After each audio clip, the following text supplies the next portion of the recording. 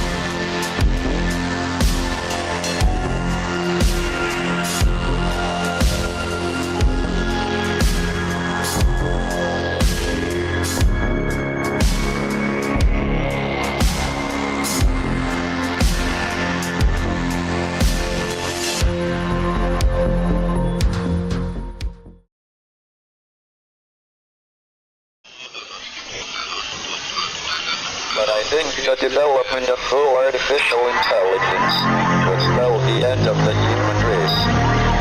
It's a flying object and we don't know what it is. I would hope somebody is checking it out. I don't know whether rockets or whatever, but incredibly fast, opposite direction. They were too fast to be an airplane. I'm glad the Pentagon is looking at this, because if it poses a threat, I want them on top. Well, the craft generates its own gravitational field. You said there's lights in the sky? The internet has become the command center for criminals and terrorists. 911, what's your emergency? I need help, please help! Aliens won't let it happen. You know, that's what we're instructed to say. Roswell, Area 51. Alien kept deep under the ground. 1, 0, 1, 1, 1, 0.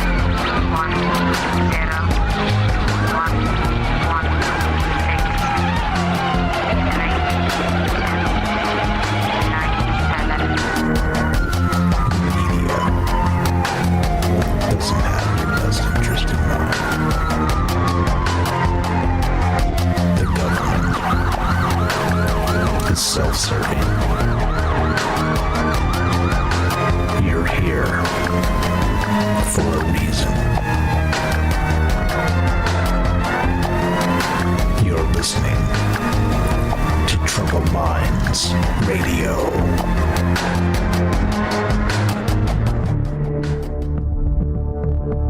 Broadcasting live from a secret bunker just off the extraterrestrial highway.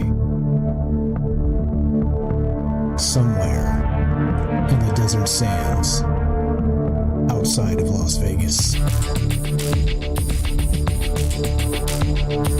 From somewhere in space-time, loosely labeled Generation X on planet Earth.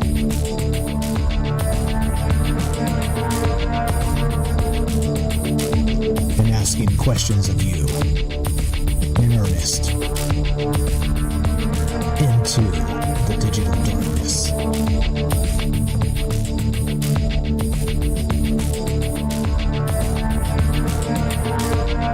Well, good evening and welcome to Troubled Minds Radio. I'm your host, Michael Strange. We're streaming on YouTube, Rumble, X, Twitch, and Kick. We are broadcasting live on the Troubled Minds Radio Network. That's KUAP Digital Broadcasting. And, of course, 88.4 FM, Auckland, New Zealand. Tonight, well, we did Dragons last time with Darcy Weir. Tonight we're going to do Wizards. From Dragons to Wizards is a perfect segue. And we'll be here with Dave Lovegrove tonight. Let's get him in here. Actually, thank you for clicking the button there. But yeah, lots of things going on with this. Now, as usual, when you look at the past and you look at sort of the historical, in this case, the sagas of old, the old Icelandic sagas and the Norse mythology and this type of stuff, there's tons of amazing things in there that kind of don't get enough light of day, enough discussion. They do in the ancient astronaut theorist type circles, but beyond that, it kind of just gets skipped over as, it's a metaphor, Mike. It's just a metaphor. Like, why are you thinking about this? Why are you talking about this? Well, that's where this begins, because there's an amazing part of this, and we'll get to Dave. Just accept the invite there, Dave, with the hand, and then pop on up, and then unmute, and you're on Troubled Minds. But there's this thing called the Inglinga saga. I can't even say it properly. Hopefully, Dave at Lovegrove can help us with that. But it's basically, look, this was done in about on or about 1225, somewhere in that degree. Let's see. Here we go. Let's get Dave on there. Okay, so just accept it. It should have a pop-up on the Discord. Just accept that, and it'll bring you right up on stage. We fixed that, by the way, guys. So, yeah. Anyway, so again, about Snorri Sturluson, about 1225, and it's the first section of his Heimskringla. See, you have to bear with my old Icelandic here. Dave, are you there? Test 1, 2. I am. Can you hear me? Yes, perfect. Okay. Good. Things are working. Welcome to the thing. Thanks for jumping through a couple of hoops. Okay, well, you guys know Dave Lovegrove, a good friend for a long time, and brilliant dude. Again, he's taught himself Old Icelandic, and he's reading the original sagas and kind of going through some of these things. And he pointed something out to me that I thought was incredible, which we'll get to in just a second. Dave, welcome to the thing. How you feeling? Good afternoon, and welcome to Troubled Minds. How you doing? I'm great. Thanks, Mike, and thanks for everybody listening. I love Australia so much, but I was just saying, damn Australia, because the reason I couldn't put my hand up is because our stupid government's come up with all these child protection rules, and it seems to have done something to Discord, and I just could not work out what was going on, and finally I found this little thing saying, oh, you've got to verify your age and who you are. And I think it's just an Australian thing, but I think you never had that problem before. That's terrible. I think it's coming to the world everywhere because, hey, us watching everybody is good for the kids, right? I mean, anyway, that's a whole conversation for another time. Yeah. Glad we got you in here, though, because like I said, you pointed out something incredible to me in this, again, this saga written by, or his group of sagas written by Snorri Sturluson back in about 1225. Now, we're talking wizards tonight, and I'm not sure if did you bring the actual passage? Were you going to read that? Because if not, I could read it. I got the thing that you sent me, which I can read it from. But if you've got it prepared, I'd rather have you read it because you'll pronounce things properly. But there's this amazing passage in the beginning of this. It's chapter 6, chapter 7, and I've linked it in the description down below. You guys can check that out. I encourage you to read these things in full if you're interested. But it's talking about, as David Lovegrove, his the name of his book and the name of his YouTube channel, Viking Superpowers, and how Odin was sort of this maybe supernatural priest that brought in all these amazing powers like a wizard or something, and then taught this priesthood that spread it all over Scandinavia. So anything on that? Anything to add to that? And if you want to read this, cool. If not, I've definitely got it up and I can read this in just a moment here. Welcome to Troubled Minds, my man. Oh, thanks, mate. Well, I've got it here in English and in Norse. Can I read it in Norse first and then read it in English? Sure. Sure. Let's do that. Bit. Yeah, these are pretty short. Yeah, go right ahead. Love to hear it. Yeah. Far also in komma Norðurland och med honom diar það sagt med sannandom att þær hofu kendu íþróttir þær men hafa lengi síðan með farit.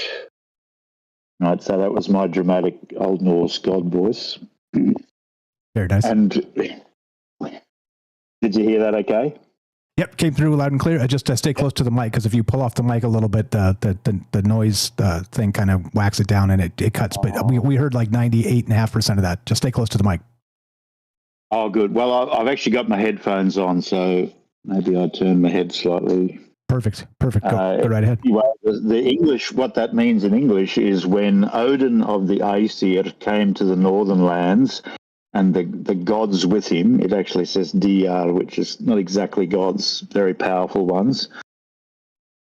When the gods, these powerful ones came with Odin to the northern lands, it is truthfully said that they originated and taught those skills that people went on practicing long afterwards.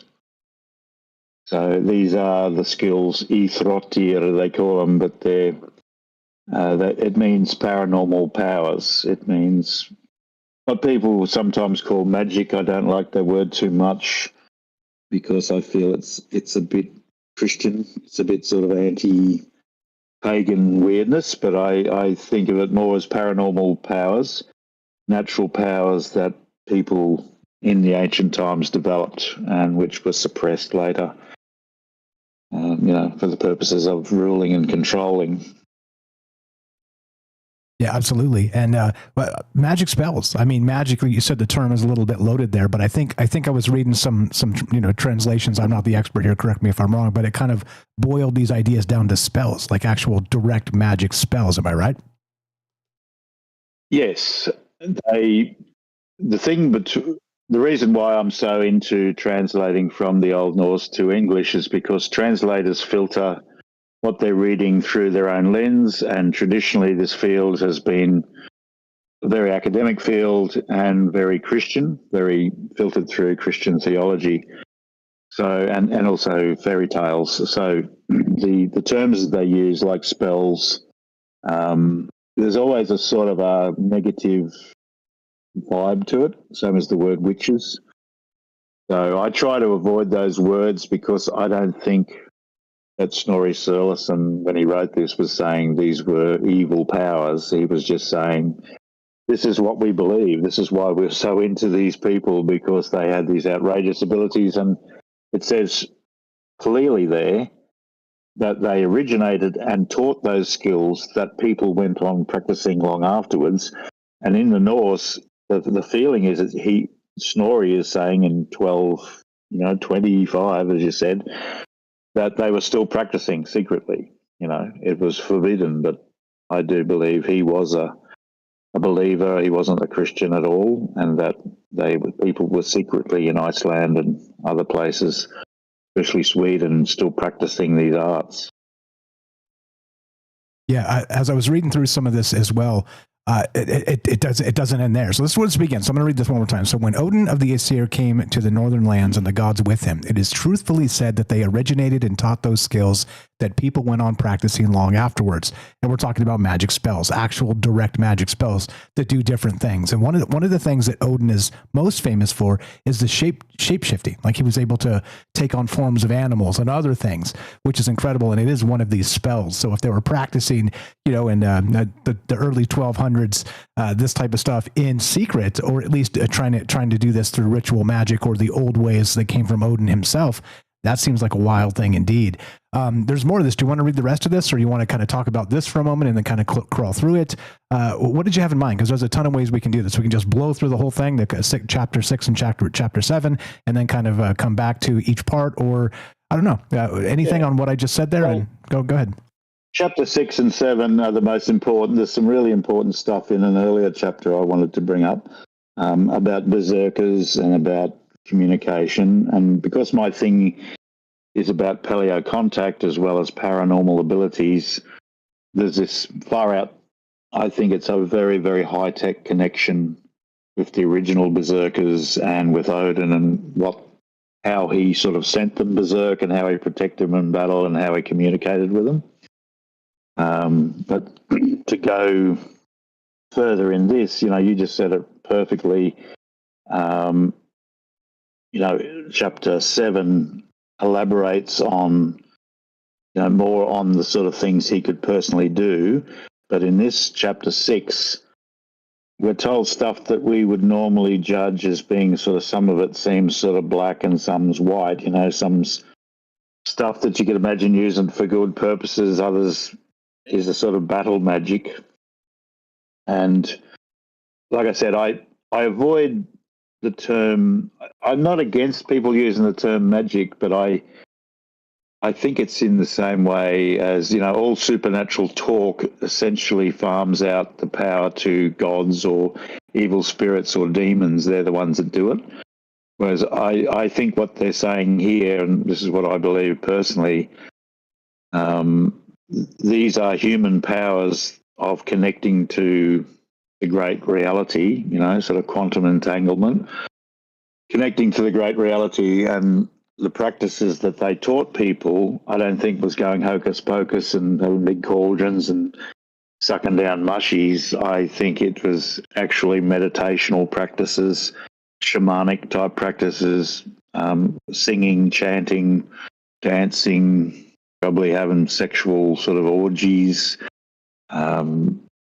yeah, all sorts of wild and wonderful creative stuff. But yeah, it states here in this chapter clearly that he was a craftsman of poems, and everything he was so beautiful to look at. People were just like Elvis Presley was in the house. And that's a telling thing to me with my paleo contact idea, because I do think that these guys were like the Nordics. They were exceptionally beautiful, fine specimens. And when the ordinary humans like us, the knuckle draggers, saw them, it was like, oh my God, they are so hot. And then, it says he spoke in poetry, but that would be tedious if he was like da da da da da da da da da da da da. Though you got poetry's not like that. You got to admit the ladies would love it. And so here's the thing too regarding this. When I was reading this, like I said, one of the things that really came into the aspect of casting spells and this magic, this sort of ancient magic that goes back to the dawn of the Norse here. Odin. I know you've got an issue with the term Allfather, but that's how most people know him. But he was certainly the high priest or the great wizard of this entire magical space. And like you said, magic's a loaded word, and it's hard to kind of talk about our own mythologies without these loaded words popping up. But the thing that stood out to me was the fact that it was so musical. Like everything seemed to be not like you would say abracadabra hocus pocus. It would be more like a jingle. You would sing this magical tune or melody, and that's what would cause the spell to happen, right? Like that's the thing that really stuck with me when I was reading through this. I thought it was pretty amazing. Well, that's where the word spell is regained, because its sort of deepest meaning is like spell out, speak out. Spila is the Norse word for speaking, and it's still in Scottish. Well, yeah, spearing about means what are you talking about? Spieling. That's where spell comes from. So it's about power talk, and you hit the nail on the head when you said the ladies love it. Like all guys who've either failed with women or done okay know that when they're young, especially when they've had a few drinks, they're very susceptible to the right words, and if you say the wrong words, you sort of see ya. But if you keep saying the right words, they come under your spell. They sort of like, oh, this guy's magical. And that's what poetry was to the Norse. It wasn't end rhyming. There was some of that later, but the early stuff was really creative. Like it was really magical in that it drew from the subconscious. It was like modern art. It was sort of hip. They'd say stuff that didn't quite make sense, but then it would resonate like good poetry does.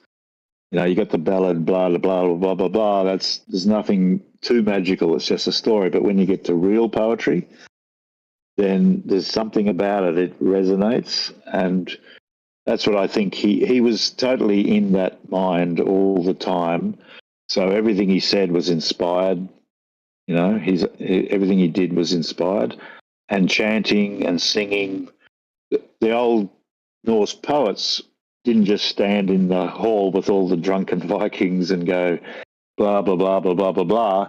I think they sung it, and they probably sung amazingly. Like, we don't know what it sounded like, but they had instruments, and they were probably, they had their own Jimi Hendrix characters on those early instruments, and they probably had amazing voices. And yeah, it was a very powerful scene. And what the story is saying is that these dudes who came from Ulsaland, from Asgard down in the south, they brought this outrageous culture and gave it to us. And, we learned from them, and then we learned how to turn these things into magic, Yeah, totally. Change the world, affect the world.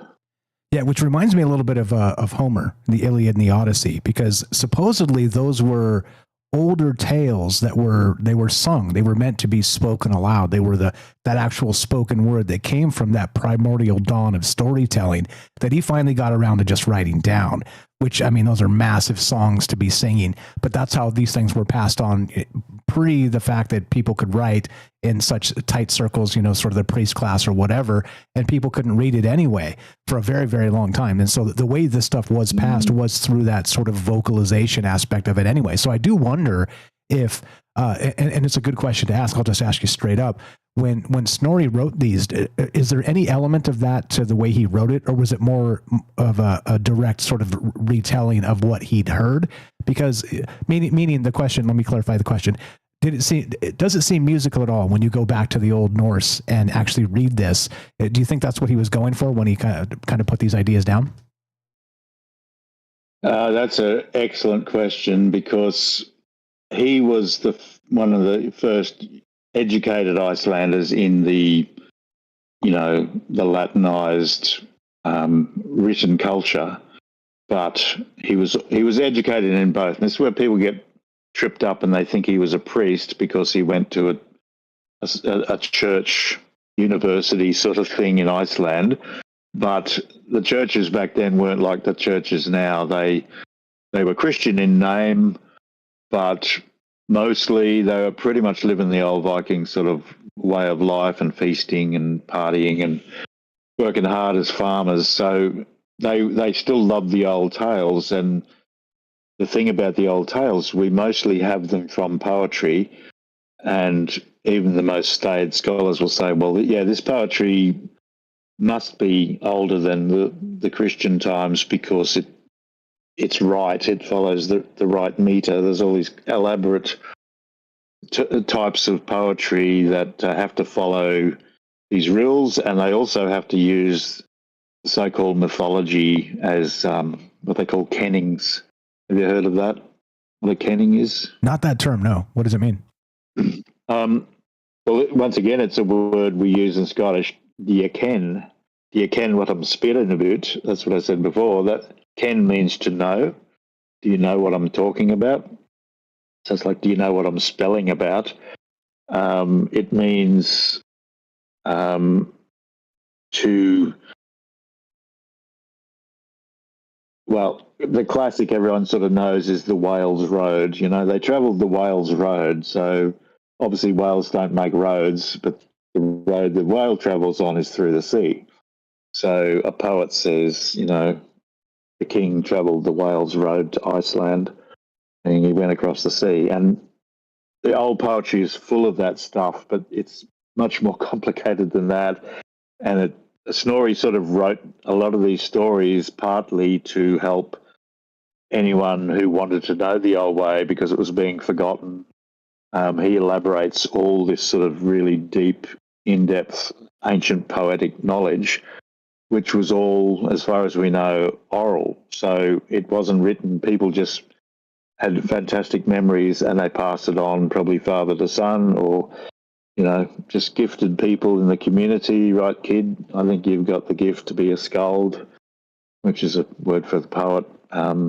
You're going to come with me, you know. I'll feed you and look after you, but you've got to memorize these ancient poems and not stuff them up.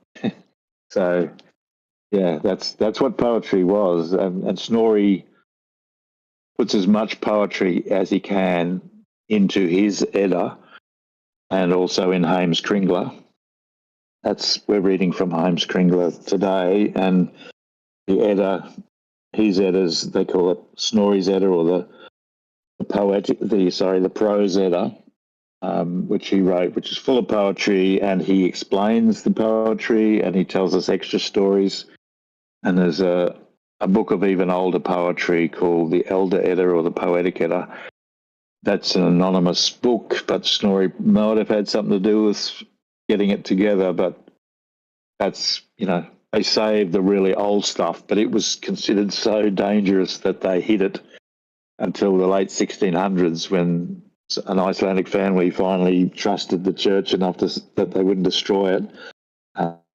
Yeah, we got this thing we've kept for 400 years. It's our really, really old ancestral stories. So Yeah, not only destroy it, but burn them at the stake for owning it. Like that's how horrific things were in that time. Terrible. We got about a minute left, and then we're going to take a break. We are taking your calls tonight, guys. We're here with Dave Lovegrove. You know him, you love him, of Viking Superpowers. Not just talking about paleo contact, but the idea tonight, and the question for you guys is very simple. Do you think it's possible that there were, I don't know, these ascended masters, we've talked about them in the past, that actually were able to, through, let's say, some sort of meditative process or something to that degree. Look, it doesn't have to be the shrooms or the this or the that's. It doesn't even have to be technology. It could be maybe a forgotten way of us to access our higher selves and things that we can or cannot do today anymore until we relearn it again. So do you think it's possible? Basically, I'm calling this tonight Wizards of the North, and of course, Norse sorcery as imported technology. But the technology itself doesn't have to be as such. Like I said, it could be something as simple as Wim Hof and the breathing techniques of how you can kind of make yourself a superhuman just by treating your body in a particular way. Once again, here with Dave Lovegrove, going to get right back with him. And we're going to read some more of this from this, the actual Snorri Sturluson, which is incredible, back to 1225 when this is written. And I agree with David. He says that he believes that Snorri was actually a sort of a pocket heretic. He believed in the old gods, which was not allowed during the time. And I think that's an incredible take on this. And why would you write all that down if you didn't? Great stuff. Appreciate it very much. If you want to be part of the conversation, 702-857-6939. Click the Discord link at troubledminds.org. One more time, 702-857-6939. Be right back. More with David Lovegrove, and we're taking your calls as well. If you got a question for David on this, anything you want to know about the Old Norse stuff, the old sagas, he's the expert. You pop on in here and ask him a question. Be right back. More Troubled Minds on the way. I'm Michael Strange. We'll see you in just one moment. Do not go anywhere.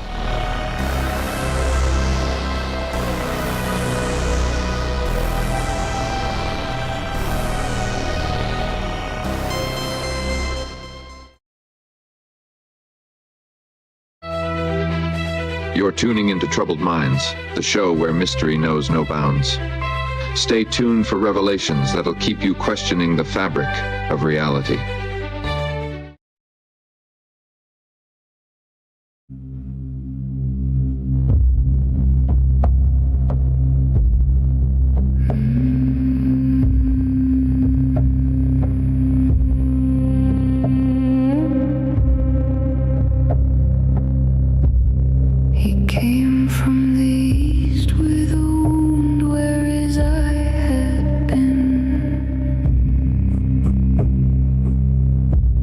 So smooth that the lie became the truth again. Taught the priests how to sing until the ground gave way. Wrote it down in the blood of every shortened day. They call it magic, call it madness, call it shame.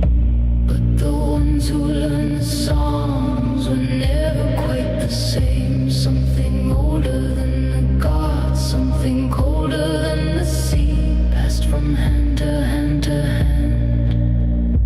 Now it's looking back at me.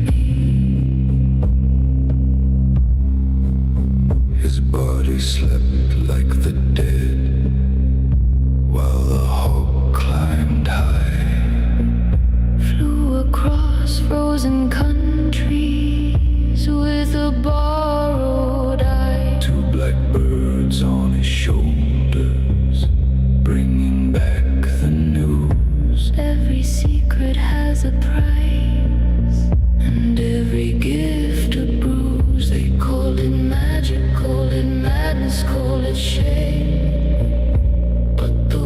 Who learn the songs were never quite the same. Something older than the gods, something colder than the sea, passed from hand to hand to hand.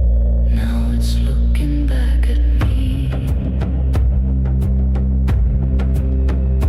In a monastery in Iceland, a man writes it all down. Every weapon, every whisper, every way to leave the ground, says the church. Hate to kill it. That was kind of getting good. If you want the songs, by the way, they're on the Discord after the show, so you can pop on in there. It'll be under after show chat, so check it out. What's up, Matt? What's up, Quantum Karma? How you doing? Roving Fungus, Joe in Florida, APOC, James, Daryl in New York. What's up, Dragon Rose, Linda? How are you? Sacha and Lily in Australia. Song is fire, right, Matt? How you doing, buddy? Agreed. Like I said, it was getting good. I didn't want to turn it off. The beat hit. I was like, ooh. the entire song, like I said, will be on the Discord. What's up, Gordo? We got Hiker over there on Rumble. Nostradamus, I see you guys. Thanks, Hiker and Gordo, for pinning Dave Lovegrove of Viking Superpowers, his books and his YouTube channel there. Appreciate that very much. Good evening, guys. If I missed anybody, just say hi, and I'll try and get everybody in as we go. Here we go. Trouble Lines coming up, trying to keep on the radio clock here. So here we go. More with David Lovegrove and your calls as well. And we're starting now.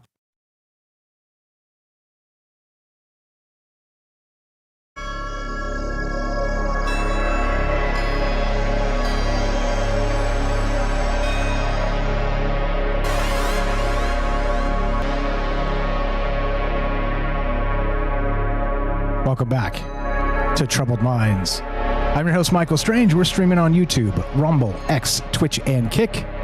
We are broadcasting live on the Troubled Minds Radio Network. That's KUAP Digital Broadcasting, and of course, 88.4 FM Auckland, New Zealand. Tonight, Wizards of the North, I'm calling this. Norse sorcery as imported technology. We're here with David Lovegrove of Viking Superpowers, a dear friend. And not only that, he's a brilliant guy looking at the Old Norse sagas in their old Icelandic and trying to translate them kind of outside of the dogma cycles of today, which I think is very important when you're looking at this stuff, when you're kind of peeling back the layers of old folklore and old stories. Maybe there's something more to it, because recognize how that one simple translation can change it to really represent and reflect a particular idea, and just by changing a word or two. And we did great examples of that the past couple of shows we had, not recently, but the first time we had Dave Lovegrove on, he was reading some of this stuff and pointing out that some of these translations are just not accurate. So what does this look like? And we're talking, of course, Odin and the powers that he had as maybe one of those amazing wizards or one of those ascended masters we always talk about. And maybe, dare I suggest, a real person? I don't know. Am I going too far there? Dave Lovegrove, welcome back here on Troubled Minds. Thanks for being patient and chilling through the break. I don't know. What do you think? Is it too much to suggest that maybe Odin was a real person who had amazing powers that he was able to share to sort of a larger priesthood? What do you think about that idea? I absolutely think he was a real person, and I think all those Æsir were real. It's a big subject, but Snorri Sturluson's side of the story is like 2/3 of what we know, yet he's been quietly demonized over the years as making up stuff, as euhemerizing, which is a sort of I think a Greek came up with that idea, but it's a way of explaining the fact that people read this and go, this guy seems to believe these people are real. This is not just gods flying around with wings on their back. And so they say, this is a euhemeristic approach to writing history, meaning they sort of deify ordinary men, kings, and then later people just make up extra powers for them and say, they were like amazing, super powerful. Whereas I start my book with a chapter called, I believe, Snorri, where I passionately put my case that he wasn't a Christian, that this is not euhemerism. I'm not saying it's perfect, but I believe to the best of his ability, he wanted to put down the old stories with truth that he'd learned, not only as from his education, but he spent 2 years in Scandinavia researching. Like he was a nobleman. He was related to kings. He went to all these places, and he would have talked to the guys who were sneakily keeping the old religion going, and got the goss, and found out from the horse's mouth what these guys were still remembering. And he knew up in the frozen wasteland of Iceland, he had a far better chance of preserving it from the wrath of the persecutors, because it's just a forgotten place and much easier to resist up there where everyone's very related and mates, So, yeah, I It's a long way of saying yes, absolutely. I think he's real, and I do think in a way they're still here. I think they're related to the UFO phenomena. And I don't want to sidetrack the conversation by going too far into why I think they're still here, but I do feel like they have actually communicated to me once or twice and said, Dave, you're onto it, man. This is a great thing. We'll help you with this. I've got a particular little Raven story, which I might have told you. Did I tell you the Raven story? Not that I recall, but my so much flows through my brain. It's possible you told me, and it has been washed out now by all the other crazy ideas that flow through. And I'm talking about myself, not you. You're certainly not crazy. Yeah. But regarding the Raven story, real quick too. Why is that important here? Because many people know about the ravens of Odin, but what were they? He had 2 ravens. He taught them how to speak, and they spoke fluent whatever languages he was speaking. And what were they? What were they as sort of the aspect to him? And then I'd love to hear your Raven tale, just to kind of fill in a couple gaps here for the people that don't know. Yeah, well, Hugin and Munin, they were called, means thought and memory. And they were said to go out every day and fly around the world and bring back intelligence to Odin. And this is the thing about this whole project, that for me it's both super technology and spirituality. So it's not just one or the other. It's a sort of a quantum leap in consciousness to a technology that is both material and not material. I know you can follow me. It's absolutely. Yeah, I think that's where we're going. And I think that's who these advanced people were. They weren't just rocketeers. They also were, wizards. And, the Ravens, I also think that they're, in the way that Odin could become different creatures, I think that they still can talk to people through creatures, okay, like a shamanistic sort of thing. And I'm definitely a shaman sort of person. I've got lots of experiences. I won't bore you with them, but I have been made into that person through all sorts of things in my life. But I'm not here drumming on a little drum covered in paint or anything. But I feel like that sort of person. I feel like we should get you one. What's your favorite color? Let's get you a drum. That'd be amazing. Not to derail. I am a trained Scottish drummer, and I love drumming, and I would love a shaman drum. That's something that I've got to get. Okay. The Irish got a baron, which is similar. It's the Irish baron, but. Could I tell you? It's very quick. No. Yeah, that's what I was about to say. Now let's just so now that we framed it properly with the thought and memory. Let's hear the Raven story. What happened?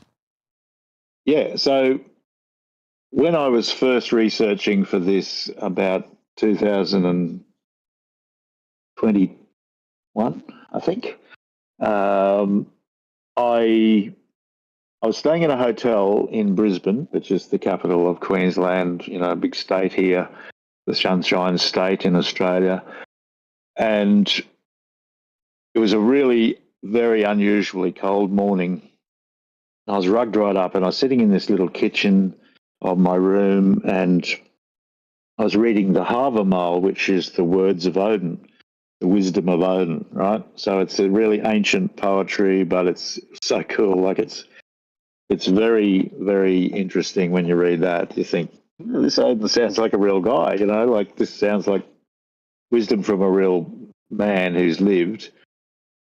So I'm reading it in Norse and translating it. I hear this great cawing of crows, like literally just behind me at the door. I was sitting beside the door, just really loud, 2 crows cawing.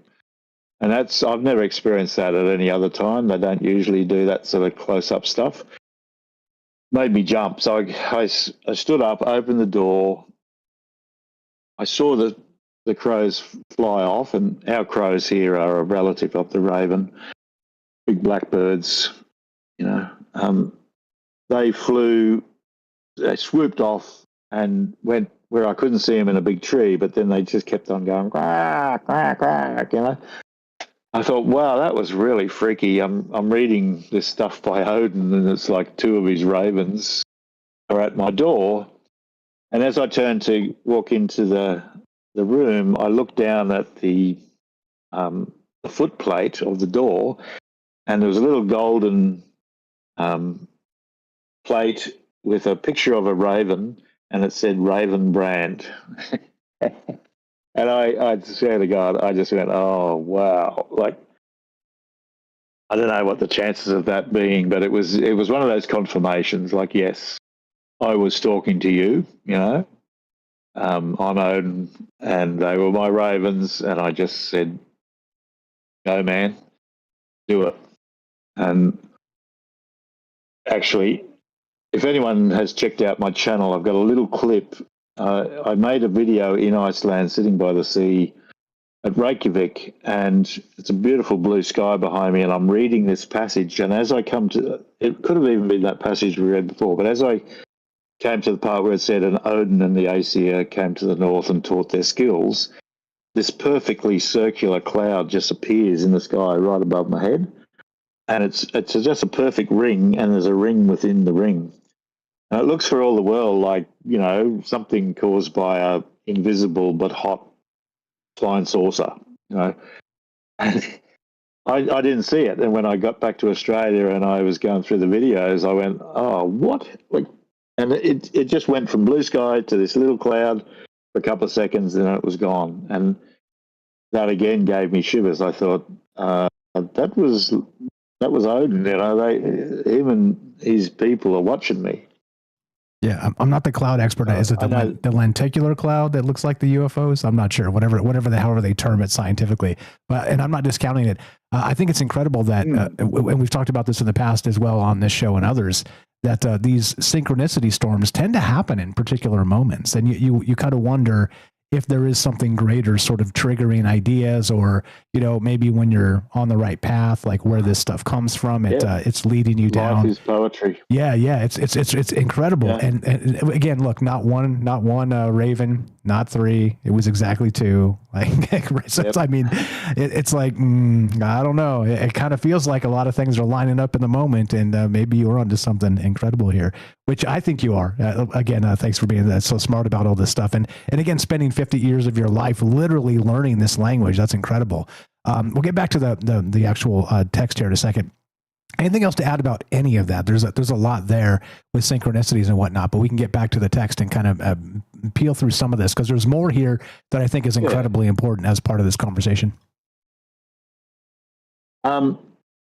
Yeah, well, I would just say, as I sort of said earlier, I think that there was, in these tales, some people will just see purely mythic gods and godlike characters and read it as a spiritual text showing a lost way of, you know, seeking the divine, like you said, the All-Father, you know, seeking connection to the divine. And I absolutely think that's there. I also absolutely think it's a record of very advanced people coming to the earth, interacting with humans, as so many tales all around the earth tell us. People came down from the stars, they taught us this and that, they hung with us for thousands of years, and then they went away.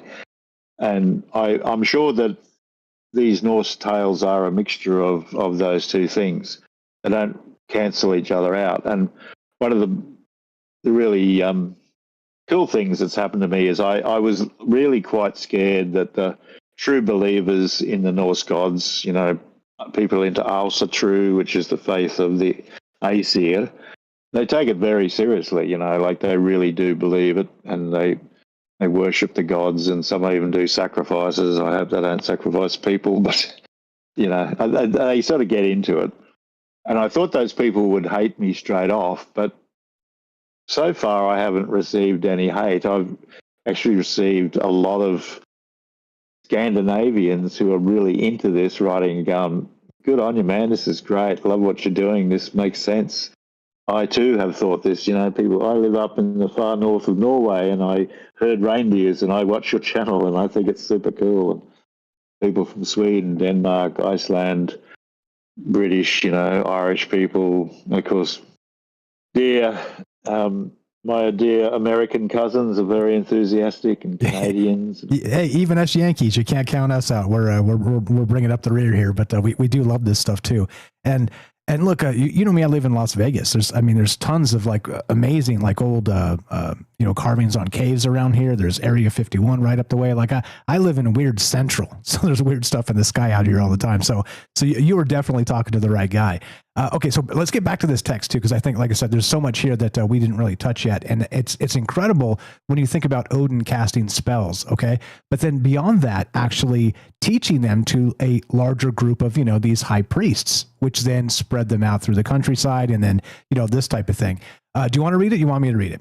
I got it right here, so you don't got to pull it up if you want me to do it. Oh, well, no, you read the section you'd like to talk about. There's one bit I'd like to talk about, but you read that one. Okay, so I'm just going to go straight because we'll get through all this because it's very short. It's only chapter 6 and chapter 7. These links are in the description down below, so I encourage you guys to read this, go to the source material, read the translations, and then let's hear what David has to say about this. But here we go. So Odin was superior to them all about the skills that people went on practicing, okay? He was superior to them all, and from him they learned all skills because he knew them all first, and yet more.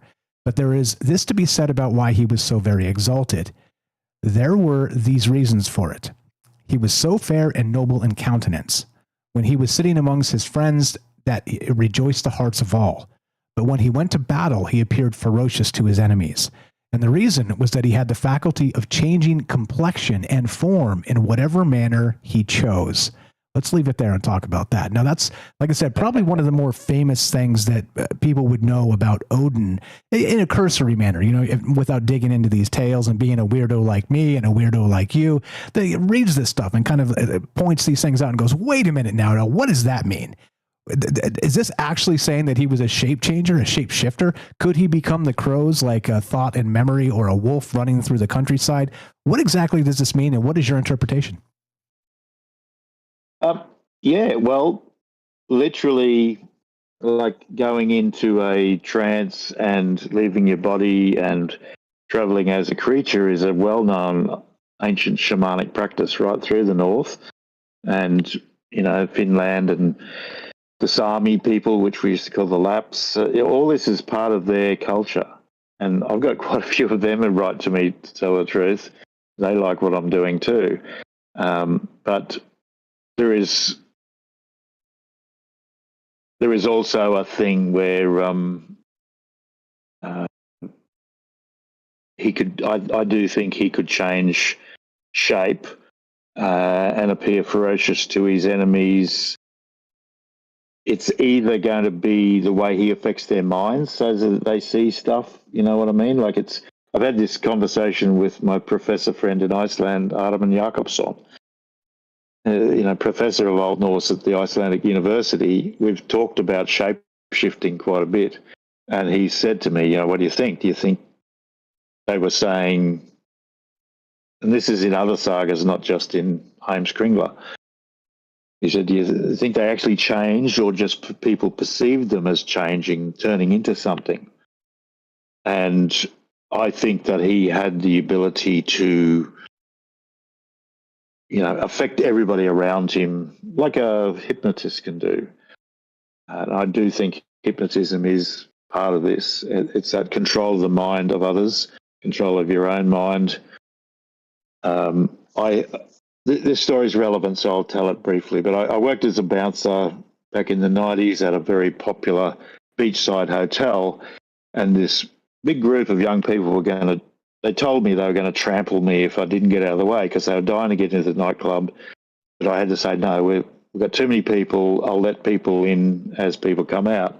And this one young guy just insisted. He said, no, man, you don't understand. If you don't get out of the way, we're just going to trample you. And I looked at the ground and something happened. And the only thing I can explain it as if every terrible thing that I've experienced and read about in my whole life was suddenly concentrated into a little black spot. And I felt that I felt like I turned into a wolf, right? I literally felt wolfness, and I felt like my eyes had fire in them. You know, it's like they're the devil or something. But I felt I turned into this wolf, and not to overstate this, but I looked up at him in the crowd, and I said in a really quiet voice, it was like something took me over, and I said, "Am I allowed to say a rude word?" Yes, keep it as no F-bombs, please. But yeah, it's mild. Okay, No, you're good. Go ahead. I said really quietly, "You are starting to shit me." But the words came out, but what was coming out of my eyes, man, I tell you, it's like Nietzsche said, you know, when you look into the abyss looks back into you. And I'd looked into the abyss for years in, you know, jobs I'd done and whatever. And the abyss looked out, and I saw this guy just go absolutely white and start, with all his strength, pushing back against the people behind him. And I saw all the faces dropped, like with fear. And then I said to them, "Now, if you'll just wait, I'll let you in." And this guy's going, "Yes, sir. Yes, sir. Yes, sir." But I would love to know what he saw. But a couple of weeks later, there was a couple of young guys talking at a distance. They thought I couldn't hear them. One said, "You know that bouncer, they call him the smiling bouncer, that a couple of weeks ago this crowd was going to sort of go over the top of him, and the look he gave these people," he said, "if looks could kill, they would have all been dead on the spot, just boom, just dropped dead." So I think it's the only time in my life I think I did shape change in that way, that I didn't feel like I turned into a wolf, but somehow this really dangerous ancient vibe came out of me, and they just submitted instantly. You know, it was like, no, yeah, not dealing with this guy. Yeah, like sort of embodied. Yeah, go ahead and finish. I'm sorry.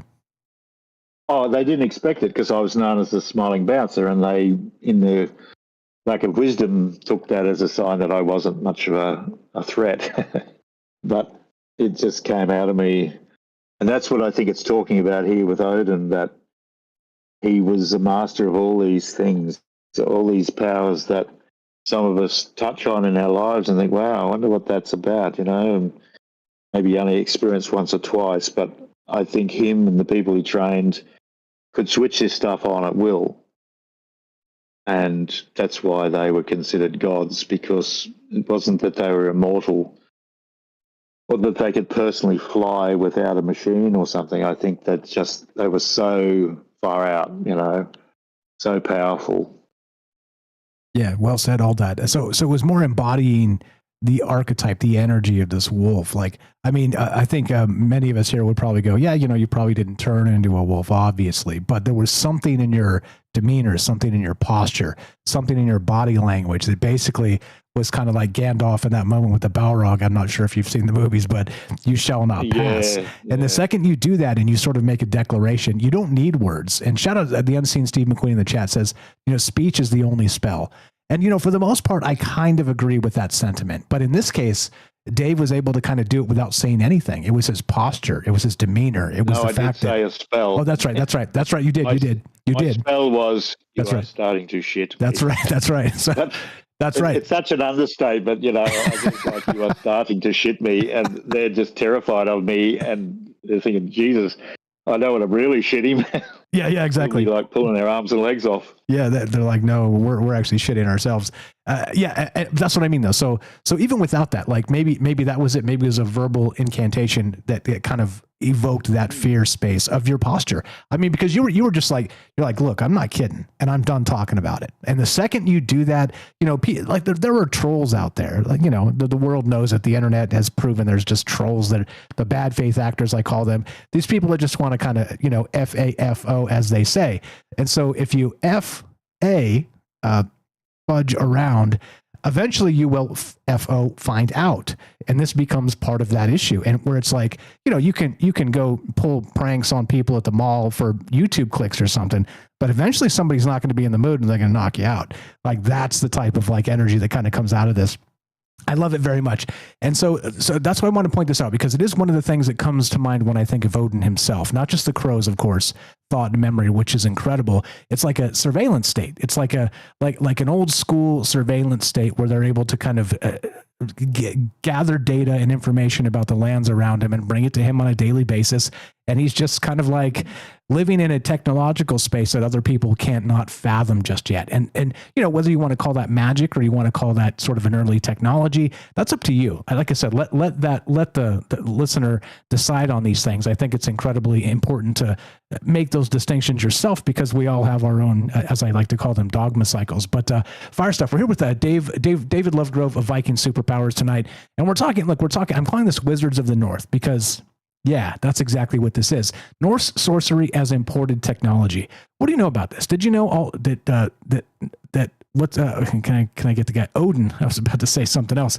That Odin could do cast all these spells, and there's more. We're going to read more of this because he could do a ton of things, which I didn't know either until I read this. Dave sent it to me a couple of days ago, and I was like, hell yeah, this is fire. What is going on? How come nobody ever talks about this? Love to hear your thoughts. We got some calls coming up. Quantum Karma, if you've had your hand up, I know you were helping us test when we started. If you want to call in, you were first. Let me know. If not, drop your hand, because I know we were testing when you put your hand up. If not, we'll go to Jen when we come back. And you guys tell me. Well, that'll determine the order. We're here with Dave, like I said, hanging out, just doing troubled mind stuff. Like, that's what this is about, kind of looking at the world in a different way, considering what the old stories mean in the new space of ideas. I don't know. Answers from me, few. Questions, many. And I think it's important to recognize that maybe some of this stuff could be more strange than you ever dreamed. Love to hear your thoughts. 702-857-6939. One more time, we're here with Dave Lovegrove of Viking Superpowers. Please check out all his stuff. Buy his book. Links are in the description down below. Be right back. More on the way. Don't go anywhere. Quantum Karma, you're up. Unless you put your hand down, then we'll go to Jen in Missouri. And more with Dave. Don't go anywhere. More Troubled Minds on the way.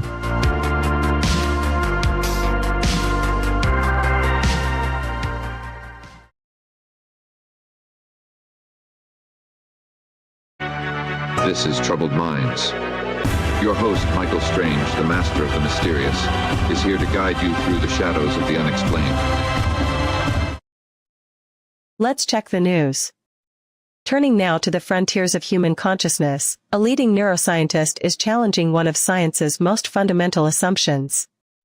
Christoph Koch, of the Allen Institute for Brain Science, presented at a major neuroscience symposium this week, arguing that consciousness may not be generated by the brain at all, but may instead be woven into the fabric of reality itself.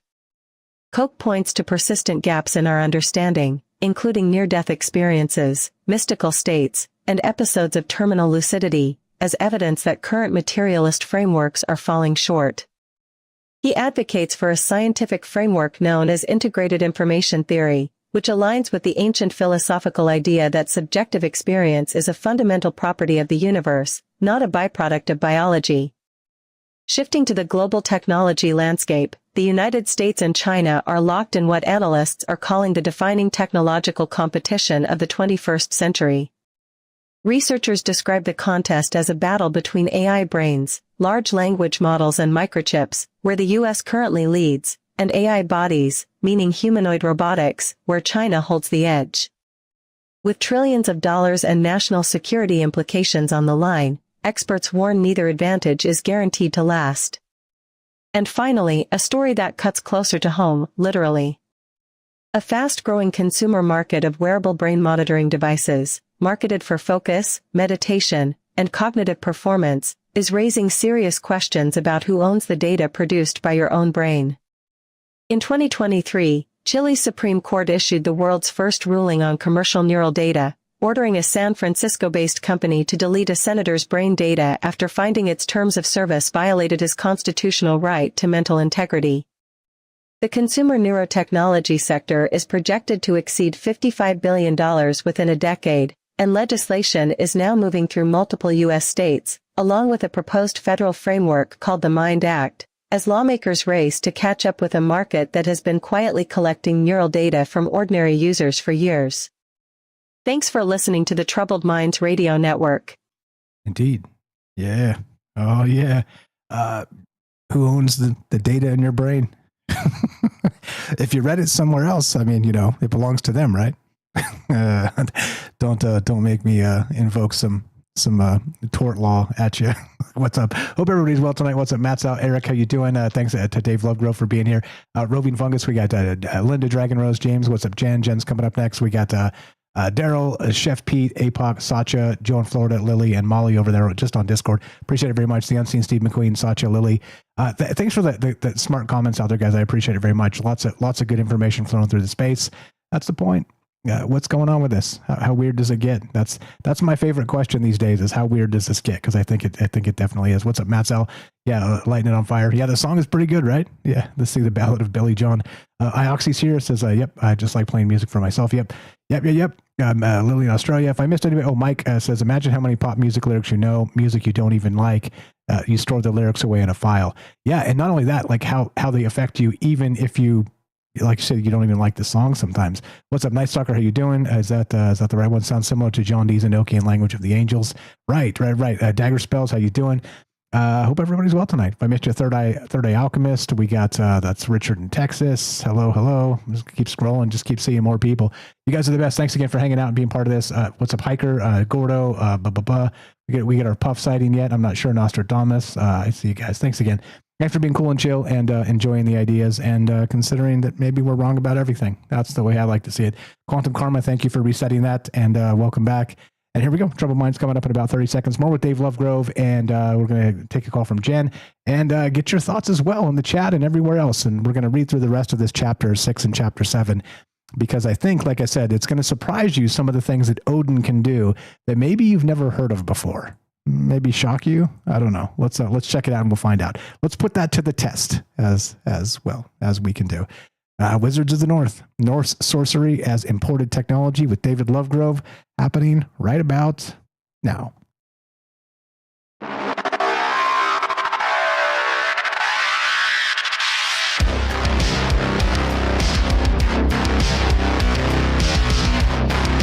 Welcome back to Troubled Minds. I'm your host, Michael Strange. We're streaming on YouTube, Rumble, X, Twitch, and Kick.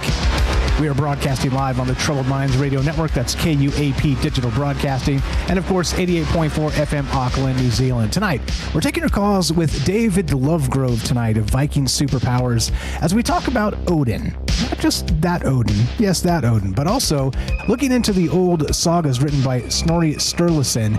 There's an interesting couple chapters, chapter 6 and chapter 7. I will link these in the description down below. I encourage you to read them in full, where it talks about actual Odin casting spells directly, but not just directly. Let's say if he was some sort of, deity or something, as many have projected him to be in these Norse sagas and beyond, sort of the mythologies that came out of it.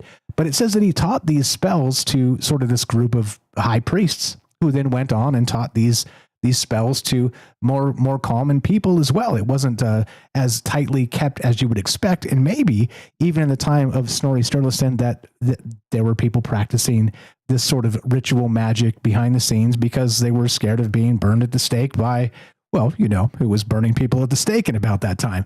So, and again, not to be contentious here, but I don't know. So what do you think? As usual, look, I can see the world in a ton of different ways. In this particular aspect, when I read the actual translations of the saga here, it makes me go, wait, there's a ton of stuff here that my Dungeons and Dragons mind goes, yeah, I love all of this. But you're in for a treat, because not only are we talking about this, we've got the expert here, David Lovegrove of Viking Superpowers. Welcome back, brother. Thanks for hanging out and being patient through the breaks.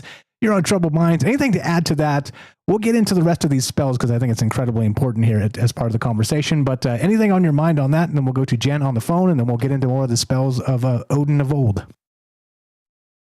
Yeah, well, I totally dig what you're saying. And earlier you mentioned that this is not just about distant spells, but things that are practical in your life, things that are happening right now.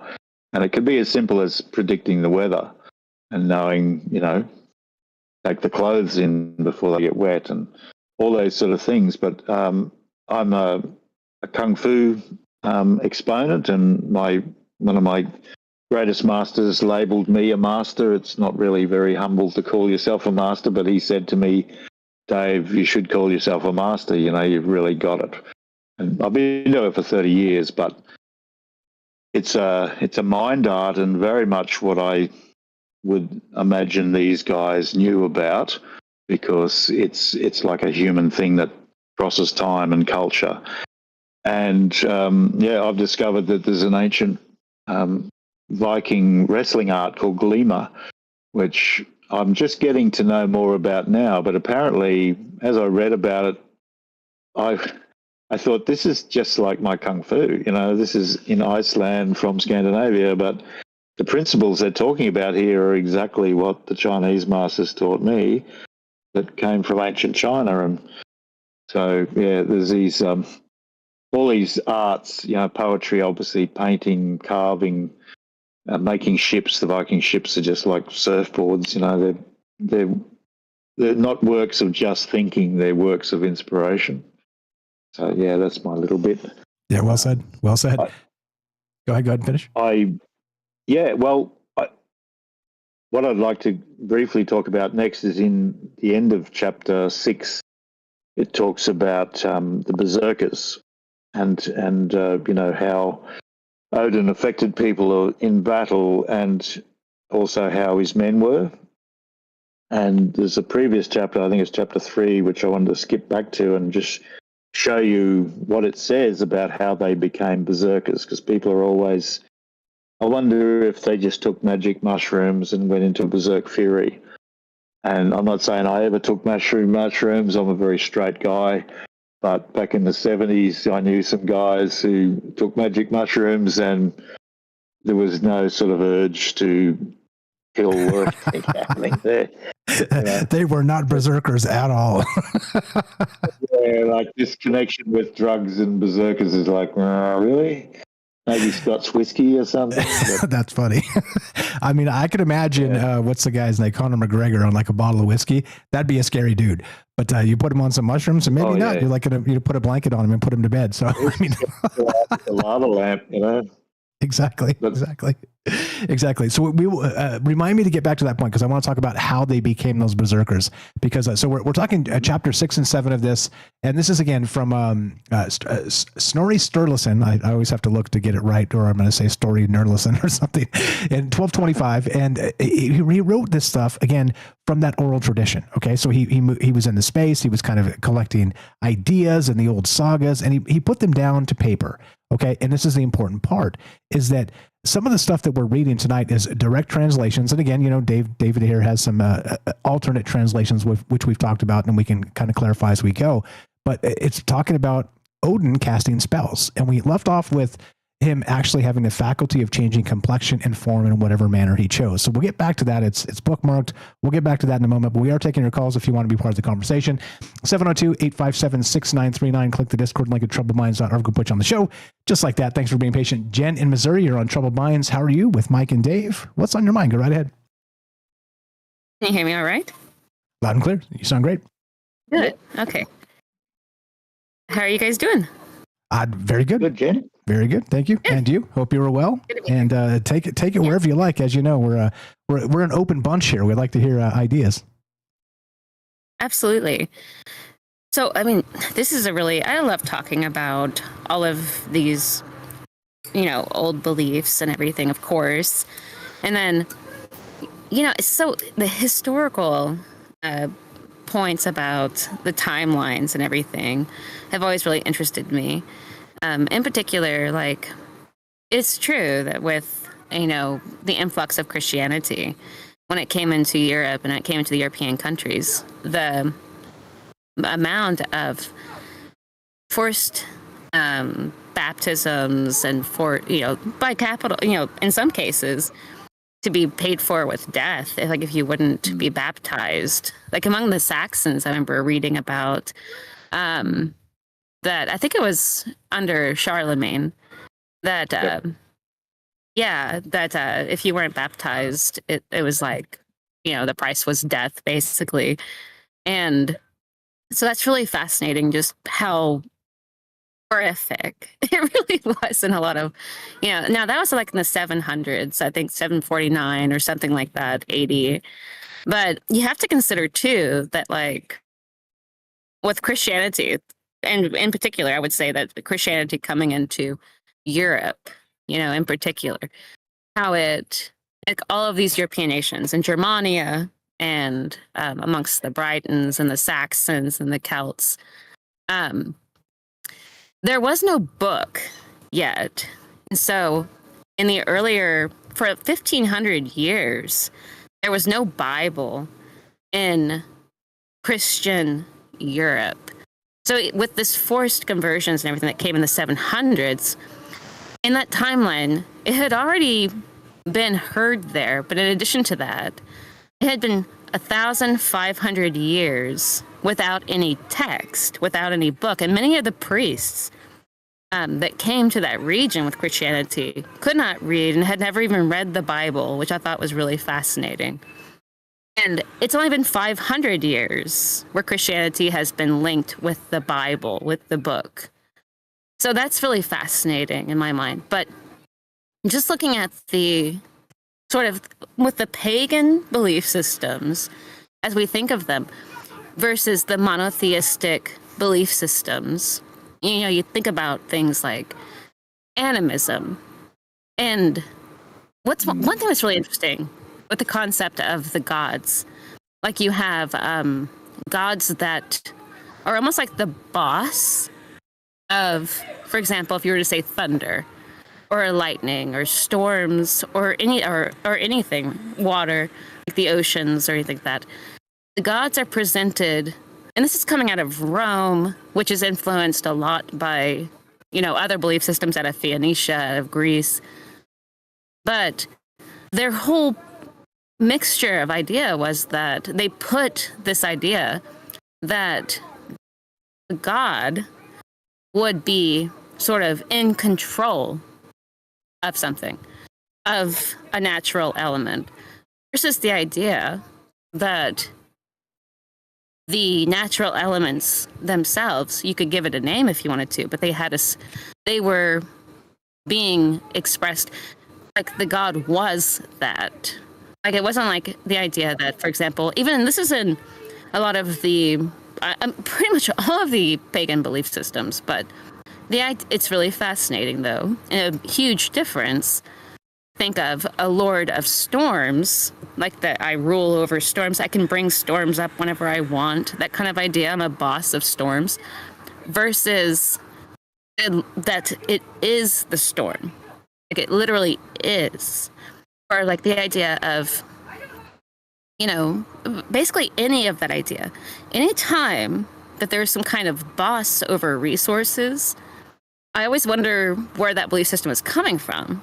And that versus, for example, with the Norse belief systems or the Celtic belief systems or the Briton belief systems, or if you go to the Lakota or the Cherokee and the Americas, or if you go to Japan to the Shinto, or around the world, but the concept of the actual element in nature is like, it is the actual force. The God is the storm, not some kind of boss of storms, that can do whatever it wants to. And the whole idea too, of these independent spirits amongst all of these, they're just, it's not even necessarily polytheism, even not quite. It's the idea of, I don't know, it's something that I've just, barely studied or been interested in, or even just not even studied it, just thought about mostly, about how much more sense it makes for these earlier belief systems, that it was the embodiment of, it was the expression of that unique force, and not something like that's where I think a lot of the, that's huge difference. And how convenient, though, too, with these boss gods, and that came along in Rome and things like that, and in a lot of belief systems where they rule over, and that makes it permissible then to take resources, because at that point you could say that, and gods that travel, because you could believe with, like, for example, some of these belief systems, like a thunder god, a thunder lord, like something that creates thunder, say, in the state of Utah, is a different Thunderlord than one up in Maine, because those are entirely different environments. Or a Thunderlord, say, like over in, England. These are entirely different types of spirits, unique, and there's nothing ruling over them specifically. And that kind of worldview has just always been really fascinating. So I love thinking about these ideas because it's so much, it's very unique looking at the pagan belief systems and how they were built around timekeeping too was really a big deal. I thought was interesting. Like the wheel and everything, about the way that they divided. Have you heard of the 5-year cycles? It's called the calendar of Colgany or something like that they found. It was like out of Ireland or France, but it was Latinized, so it had been touched, but it did include like the 5-year cycles, because they would break things down to like a day, and then so many months, and so on and so forth. But all of that perimeter circle type of artwork and everything, all of it was trying to explain the way that they kept time. I think that's what it appears to be, but it's just, I don't know, it's neat.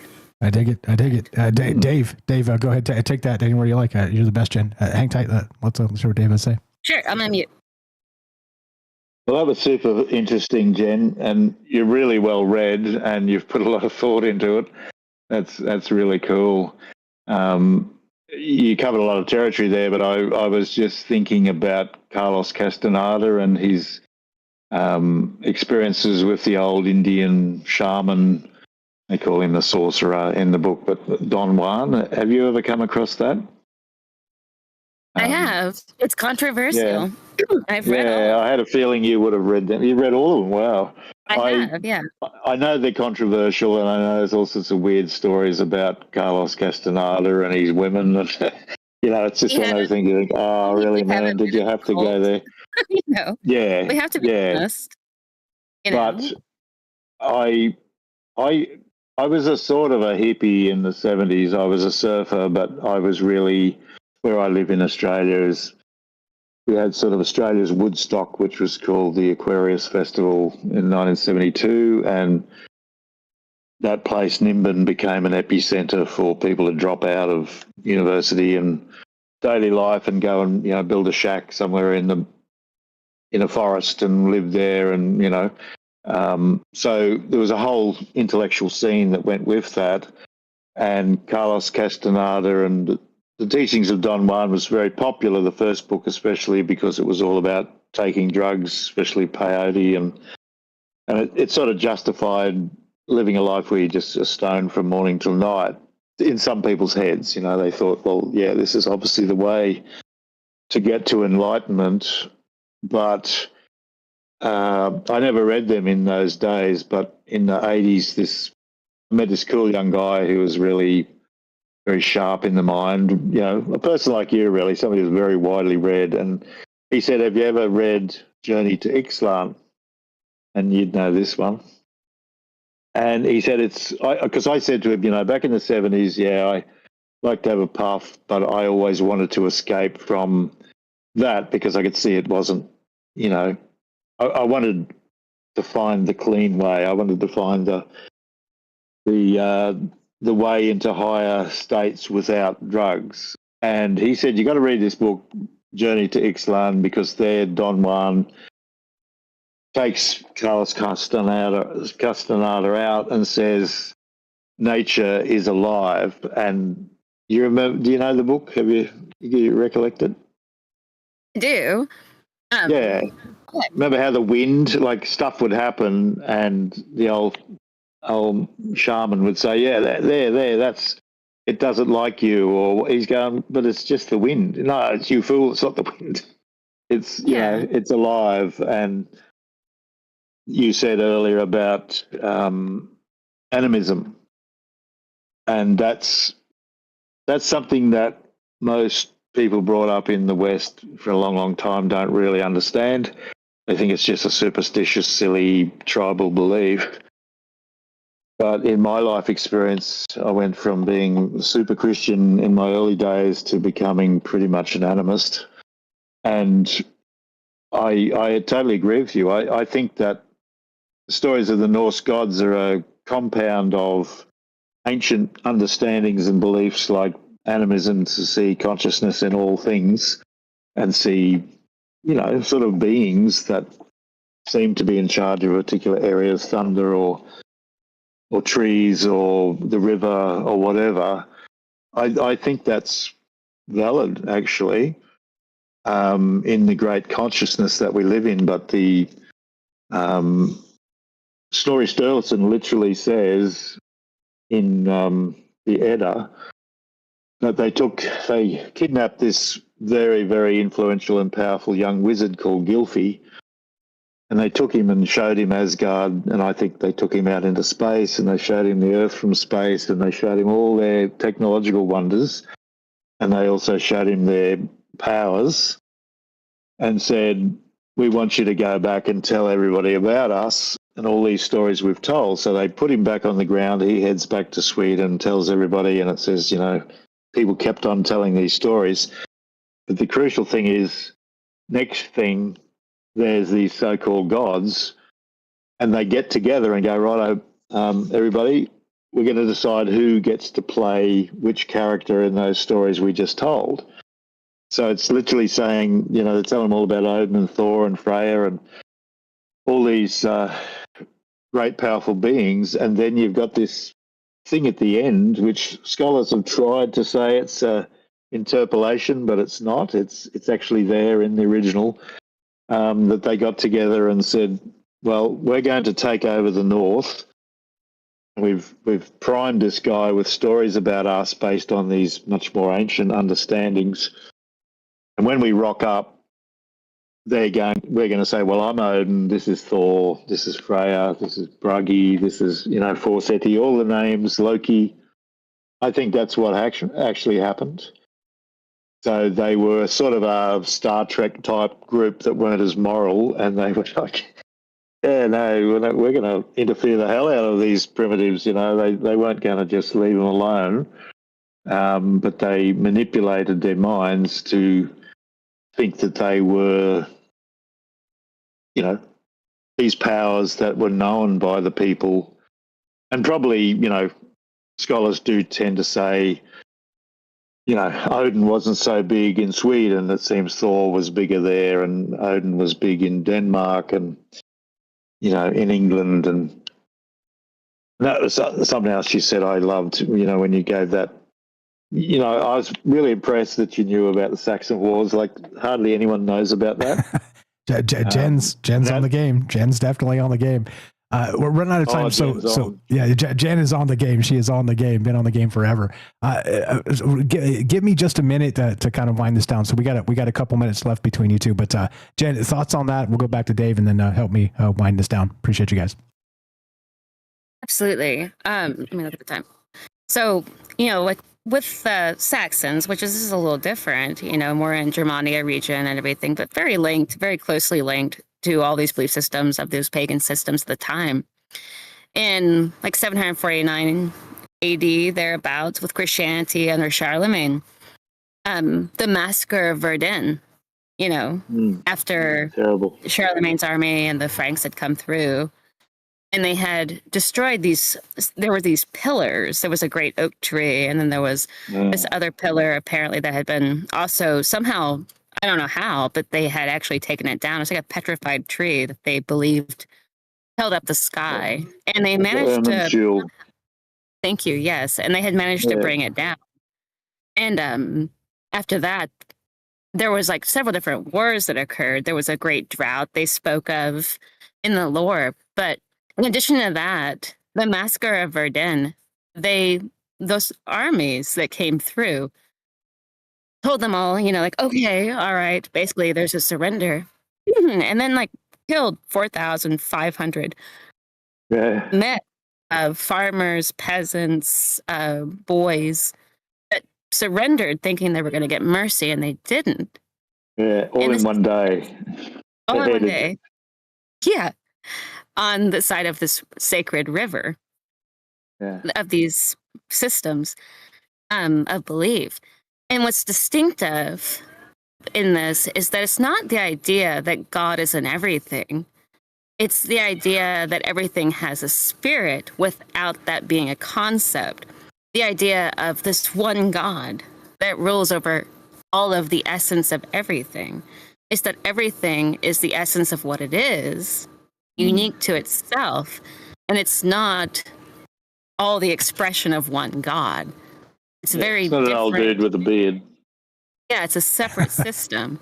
The spirit of a wolf is separate from a spirit of a tree. It's not the same being.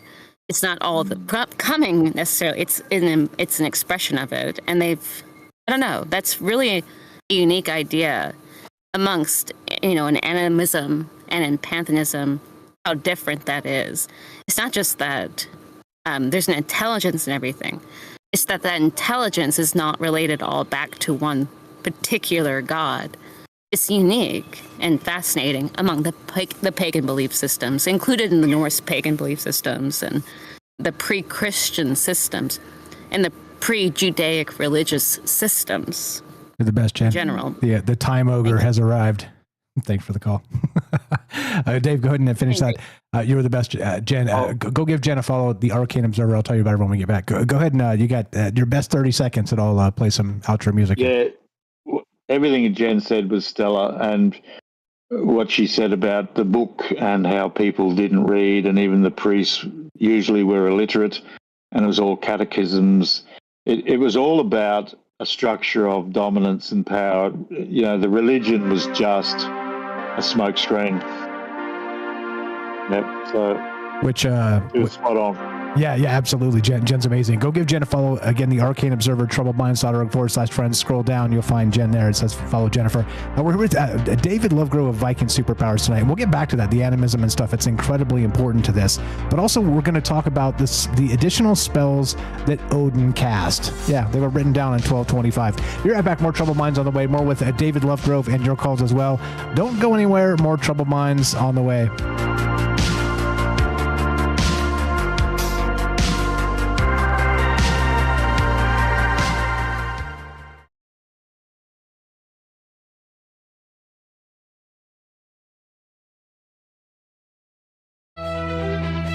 You're tuning into Troubled Minds, the show where mystery knows no bounds. Stay tuned for revelations that'll keep you questioning the fabric of reality. Let's check the news. A potential breakthrough in Alzheimer's research is drawing significant attention from the scientific community.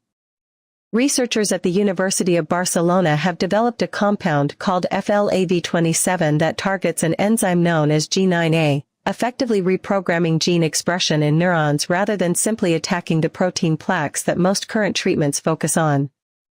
In mouse trials, the compound reversed cognitive decline, something existing drugs have been unable to achieve, managing only to slow progression by roughly 30%. Scientists involved in the study believe this gene-based approach may be addressing the root cause of the disease rather than its symptoms. Shifting now to something a bit closer to home, researchers in Japan may have finally cracked the mystery of why cats refuse to finish their food. A study published in the journal Physiology and Behavior found that cats progressively eat less when given the same food repeatedly, but their appetite rebounds sharply when a new food, or even just a new scent, is introduced. The findings suggest that scent-based novelty, not physical fullness, is the primary driver behind a cat's decision to walk away from a half-full bowl. And in artificial intelligence news, a Stanford University study is raising serious alarms about AI use in medical settings. Researchers found that leading AI models would generate detailed, confident descriptions of radiology images, even when no image was actually provided.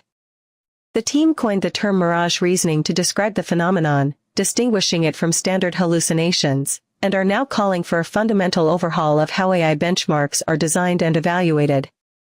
Thanks for listening to the Troubled Minds Radio Network. Indeed. Yeah, the news is a little weird. Sorry about the robot.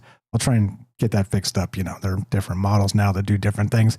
I don't know, do you think it's a little better when you can hear it as a robot, an obvious robot? Because I could fully link in something that's very human sounding, Uncanny Valley. You guys tell me. I kind of like the robot a little bit, but I realize it's kind of unpro. So you tell me. Anyway, thanks for hanging out. Thanks for being part of this. A great call, Jen. Fire is always, she's always shows up and blows our brain up in all the different ways. What's up? I see you guys in the chat. Lily, Matt Self. If I missed any of you guys, just say, hey, me, and I'll say hi. I try and do my best and get everybody, but there's all the chats are rolling and all the people are out there, and I appreciate you very much. Thanks for, again, special thanks for being nice to each other. Like I said, I know this space isn't for everybody. I know that some of these ideas are off the chain. I know all this. Okay. But recognize what we've put together is that we can kind of hang out, think about things that challenge us or don't, and then still be cool and chill to our friends about it. So thank you for that. You guys are the best. And let's go. More Troubled Minds coming up in a few seconds here. We got more with Dave Lovegrove and your calls as well. Look, I don't know. I think it's important. We'll get to the final spells of Odin because these two chapters are very short. And also the callback to chapter 3 on the Berserkers, I think is important to kind of tie into this. But here we go. Troubled Minds coming up right now. And I'd love to hear your thoughts. Here we go. Let's do it. Let's final segment coming up. Meow. In light of the kitty news there. Here we go.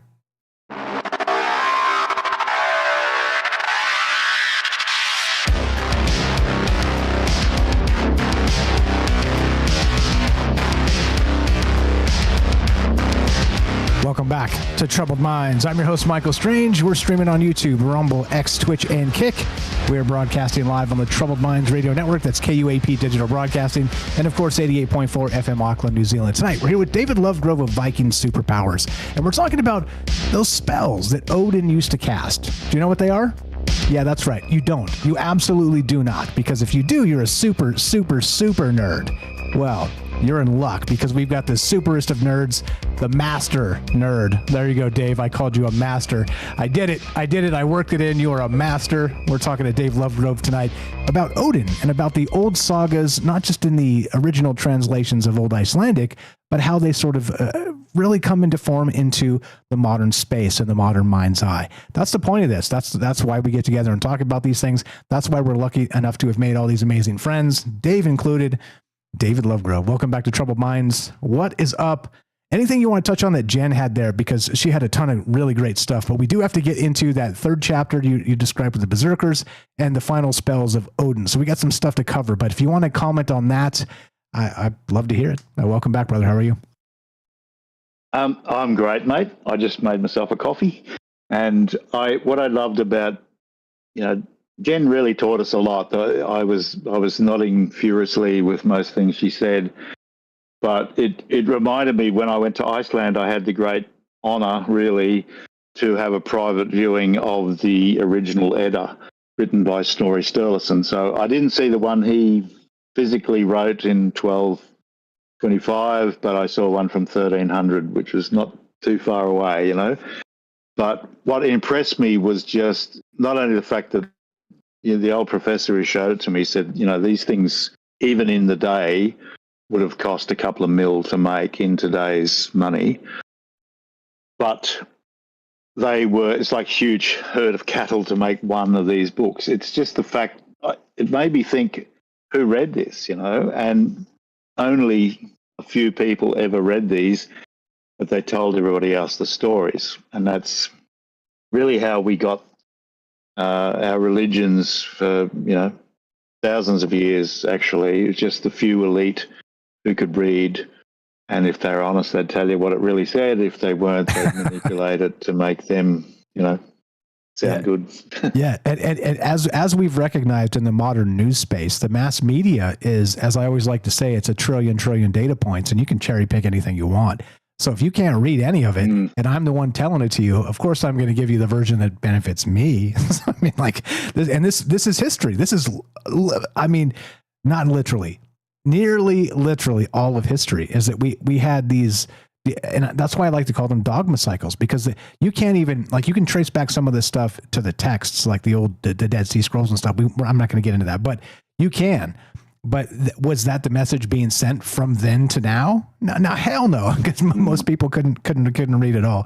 Anyway, okay, let me read this because let's get this in here because I think this is super important. We'll get to the berserkers. We got James on the line. We'll go to him in a second too. But so I was talking about this. Now look, and the reason was that he had the faculty of changing complexion and form in whatever manner he chose. And we're talking Odin. Okay, this is a translation not from David Lovegrove. This is the generic general translation. Okay. So take that with a grain of salt, as usual, when you read anything historically. And we're talking about Odin and the spells he cast. This continues. Another was that he spoke so eloquently and smoothly that everyone who heard thought that only what he said was true. Everything he said was in rhyme, like the way that is now called poetry is composed. He and his temple priests, this is where this gets weird, were called craftsmen of poems. For that art originated with them in the northern lands. Odin could bring it about in battle. His opponent, could bring it about that in battle his opponents were struck with blindness or deafness or panic. Very Dungeons and Dragons spells. Okay, he could cast a blind spell, a deafness spell, and a panic spell. What the hell does that mean? And this continues. And their weapons would cut no better than sticks, while his men went without mail and were as wild as dogs or wolves, biting their shields, being as strong as bears or bulls. They killed the people, but neither fire nor iron took effect on them. That is called berserk fury, which I think it's a good time to get into chapter 3 in the berserk fury. What's your idea on that? So he was sort of like not just the general leading the battle charge. He was able to cast spells that amplified the effectiveness of his troops and actually did the opposite to the opposing forces. So what the hell's going on here? And what do you know about berserkers? Well, there's two aspects of this. There's the paranormal powers, and then there's that other aspect that I get right into is the tech. And I've got a friend there in Las Vegas, Colonel John B. Alexander, who's an old soldier who was involved with this project the U.S. Army ran in 1980, looking into the paranormal and abilities and remote viewing and all this sort of stuff. And his focus since then has been non-lethal weapons. And I read his book, which is a great read, which basically gets right into all the types of weapons, and they all do this sort of stuff, weapons that can make you go blind, weapons that can make you panic, actually move your bowels, just run away. And you've probably seen that sort of stuff. Deafness, well, we don't have much trouble understanding a weapon that could make you deaf. And, when weapons will cut no better than sticks, it's like that either means somehow their weapons became soft or whatever, or the man wielding the weapon couldn't hit. And that's a thing. Like, I don't know if you guys have had it, but when I was a kid, I used to have these dreams where I'd be in a fight. The other guy would be punching me, and my punch was like in slow motion and really weak. It was like boom, boom. And I'd wake up and think, but I'm a pretty good fighter. I know I can hit. But psychologically, something in me thought I was weak. And then over lots of experiences in life, I had dreams where suddenly I was hitting pretty hard. And I realized, how much is in the mind, what you think of yourself. And I think Odin could, one way or the other, make this happen. The thing that I find extremely interesting is that when it says that his people had this berserk fury, they killed the people, but neither fire nor iron took effect on them. If we go back to that previous chapter, I think it's chapter 3. I know that's one where his brothers grab his wife. It's chapter 2. So near the end of chapter 2, do you have it in front of you there, Mike? I do. Need me to read it? Which part? Yeah, well, so...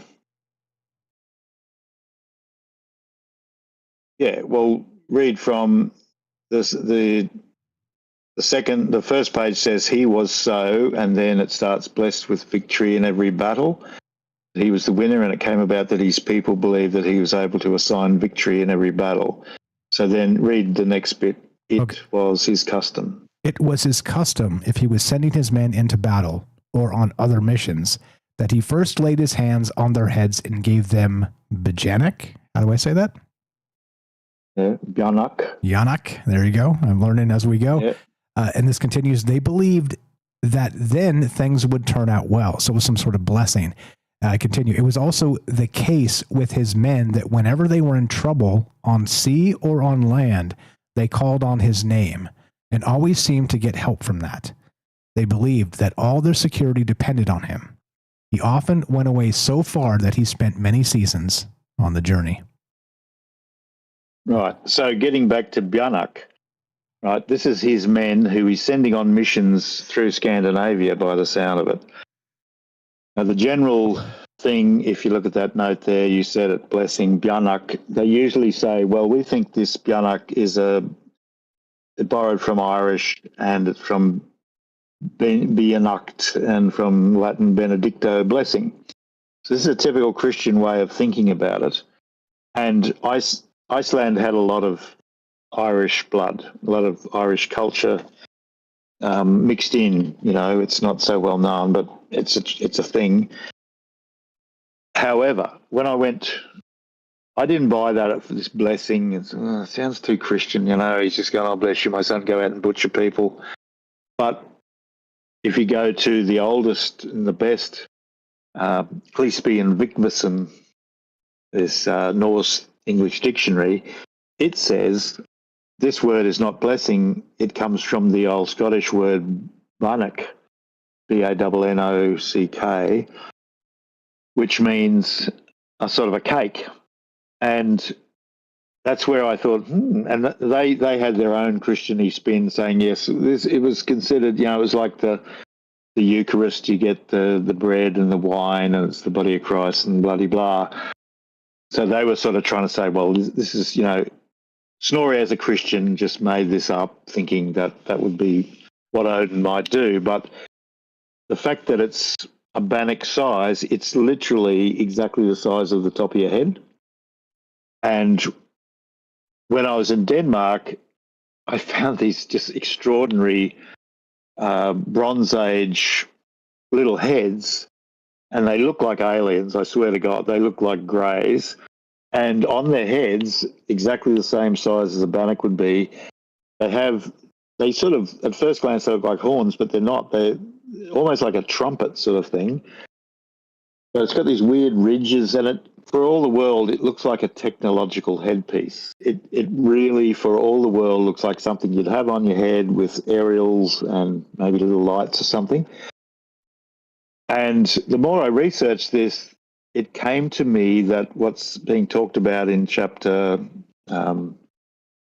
6 was when they become berserkers. But it also says, you know, they knew that wherever they were in land and sea, he could find them and help them. You know, when they went into battle, they weren't scared, and they became ferocious fighters. And I just thought, this bannock that he puts on their head just has to be a device that takes control of their brains and turns them into ferocious fighters, and also, you know, puts out some kind of effect over the people they're confronting, so they lose their wits. You know, they literally panic. They can't swing their weapons. And so his guys...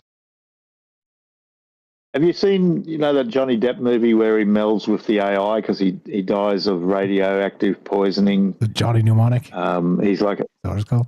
No, he's like this super rich guy, and these fanatics, he's developing AI, and it's going to help the world, and these fanatics kill him with a radioactive bullet. And then he enters as he's dying, his wife puts him into the machine, and then he ends up with all these humans who are sort of willingly have these things on their heads, and Johnny Depp, the AI, controls them, and they help him make his dreams come true out in the real world.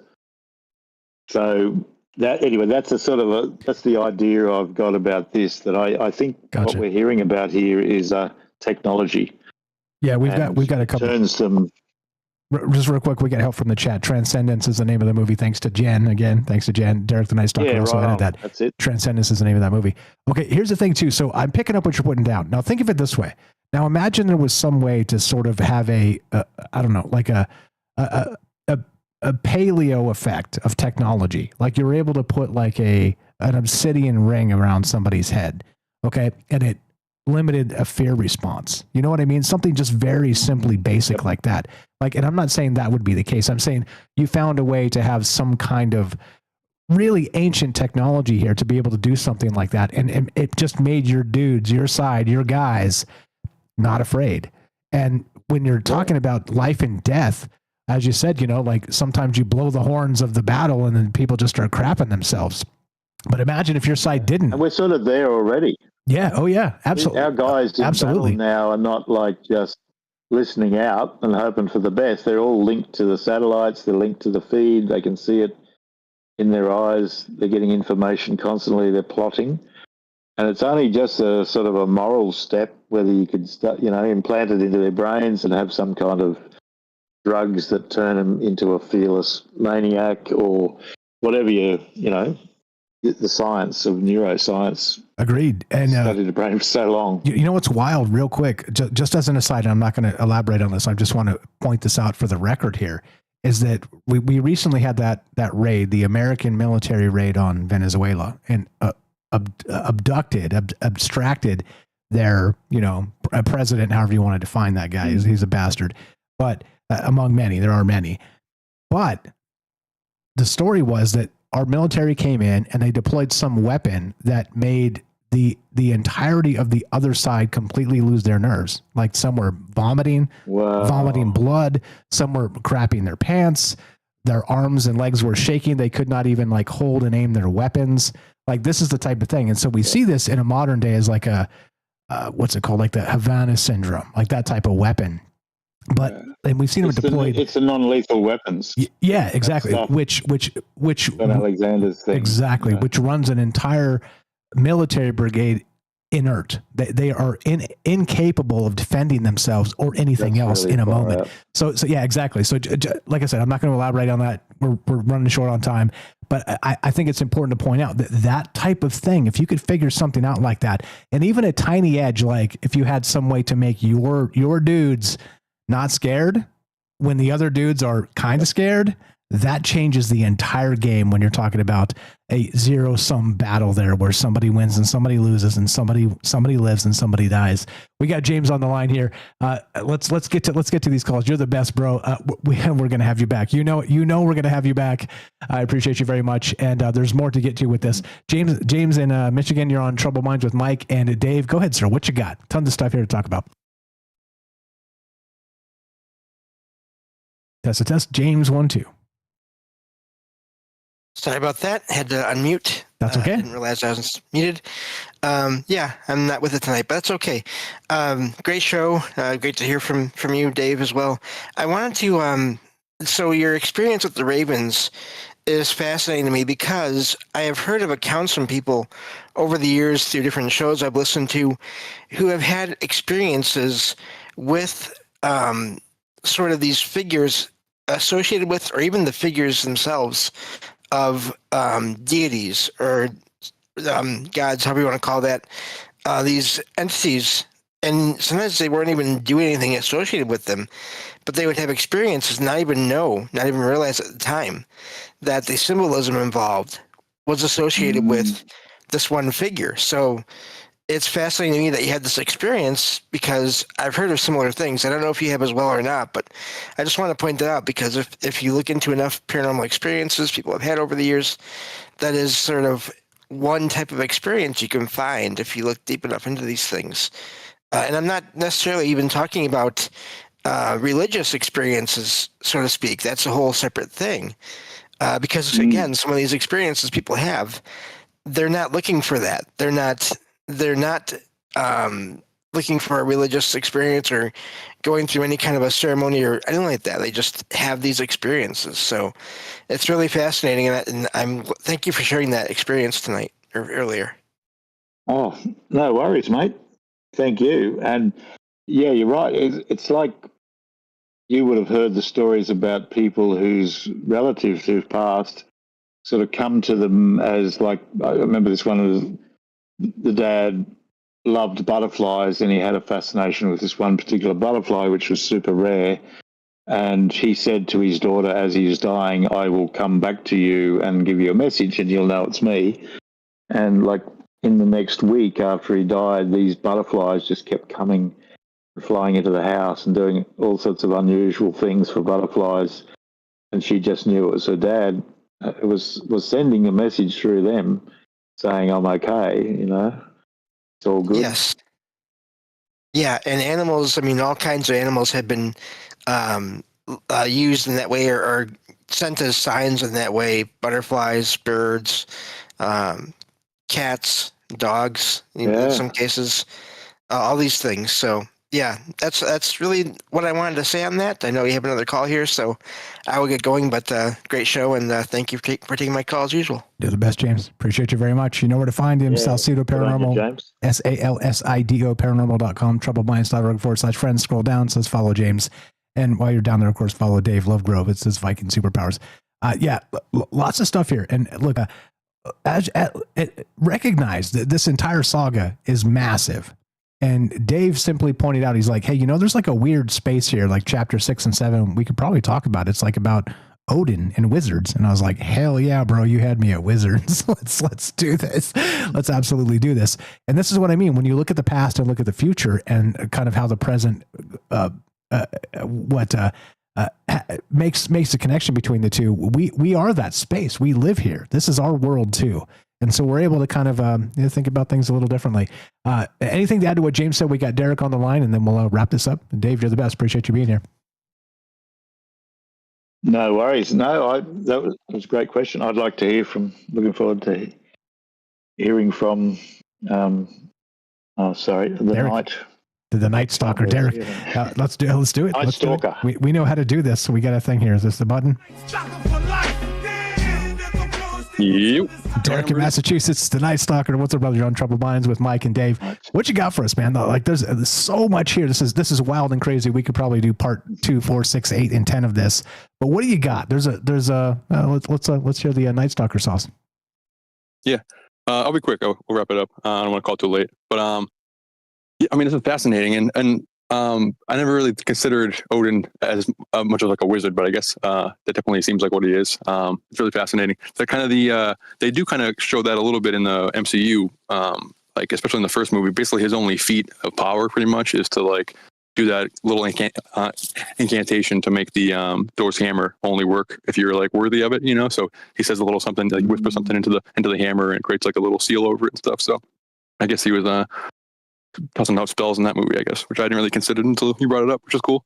And then just in general, I'm fascinated by these gods teaching people stuff, teaching people like metallurgy and arts and magic and all that kind of stuff. But with the blessing and like that cake you talk about and stuff, it reminds me a lot of like the in Batman, the scarecrow fear toxin, like some kind of gas or whatever. You can go and everybody start freaking out and your worst nightmares will happen, you know. Especially like if Odin is some kind of shamanic figure, then the plant medicine aspect is obviously big with shamans and stuff. So I wonder if there is some type of, like, you mentioned shrooms earlier, and obviously like shrooms have a hippie connotation with us now, but I know like Graham Hancock brings up the fact that the Aztecs, who when they were like ritually slaughtering people and stuff, they like on temples and like really had a crazy bloodlust. They were also taking mushrooms and stuff. So mushrooms have a set and setting aspect of it. So if you're in a setting that's holistic and nice and open for blessings, you're going to have some kind of miracle happen. But if you're in some kind of MK Ultra dungeon or some kind of war setting or some kind of like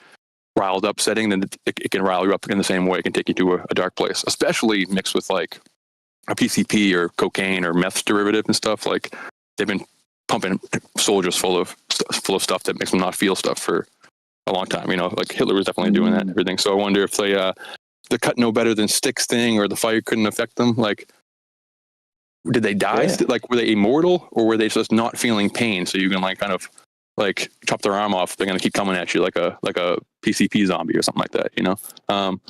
but it doesn't really fit as much with the they can call out Odin's name and answer. That's a little bit more mystical than just PCP. So probably it's not that, but I just wanted to throw that into the mix. And just a question is with the shapeshifting thing, they talk about Zeus and like Loki and stuff, and the Greek gods doing the same thing. Like, do you think that those gods in that pantheon are similar? They're kind of more shamanic, high technology figures, and they've been kind of confused as gods, or think they're similar, or is it even like the same ascended masters under different names? Or how do you think like those shapeshifting lore and those kind of pantheons will fit into the Norse pantheons? Are they similar? But that's all I got. Yeah. Well, I think that something I've learned through writing this book and writing the next book, which is more about this sort of stuff, the human experience of these, advanced beings and their teachings and their abilities, is that there's a science that we're still sort of stuck in the steam age, as it were. If somebody like a steampunk sort of person would look at our high digital tech, it would be bewildering because it's just not that mechanical. It's like all this stuff's happening, but how the hell is it happening?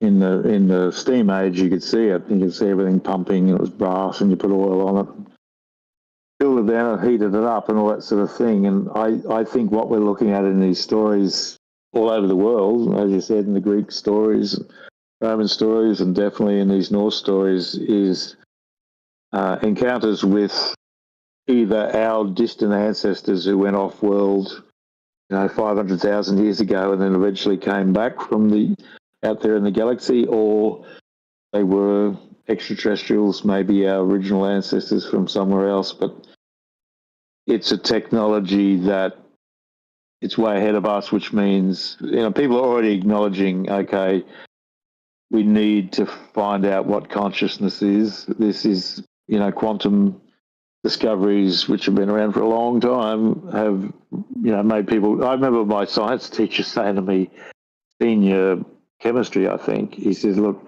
we taught you this shell, like an atom has got the nucleus and then there's all these electrons and blah, blah, but actually it's not like that at all. And I said, yeah, well, what does it mean, this cloud thing you're talking about? He says, well, it's hard to believe it is. Nothing really exists until somebody observes it, and then it just sets. And I said to him, that sounds like, magic.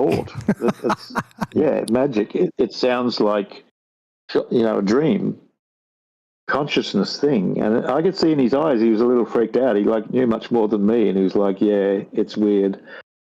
And I think that's definitely where we're going. We're up against the old guard who refuses to let go of materialism because this stuff's too frightening to them. It does feel like magic and probably the devil's work or something. But really, I think what we see in the stories of the old gods is technology, but technology that's somehow alive, machines that are alive. And I got a taste of this. Have you heard of William Gibson? No. You got to read his novels. Everybody's listening. Same note. William Gibson, looking him up, his early stuff, Neuromancer. Oh, yeah, yes, I know Neuromancer, yeah. Yeah, well, there's like 3 novels, Count Zero and something Chrome, I think. But, wow, this guy's writing in the 80s, and it's like stuff in there that we're only just starting to get to now. But what really freaked me out was one story about this guy who he escapes from a corporation. He knows all this stuff. The corporate ninjas are coming for him. Hasn't got much time. And this spacecraft just drops in, but it's literally a robot, right? And it says to him, jump in the back. There's a G-net. I'm sorry, but you're going to lose consciousness because I've got to get out of here as fast as hell. So he gets in there and the thing takes off at like 30 Gs and he, he just blacks out and he comes to, it's jumped to the other side of the world. The machine says to him, okay, look, you'll be safe. This is who you go and see. Prints out a little thing, go and find this guy. I'm going to hide here. And then he gets out and then the craft, it's like a jet or something, but it creeps underneath these bushes and camouflages itself. And for me, that was a eureka moment. I went, holy crap, that's where we're going. Yes, of course. I think in the old way, I'm thinking there's a jet and there's a car and there's a gun and there's a computer, but that's obviously where we're going into virtually, you'd have to call them living things that perform super functions.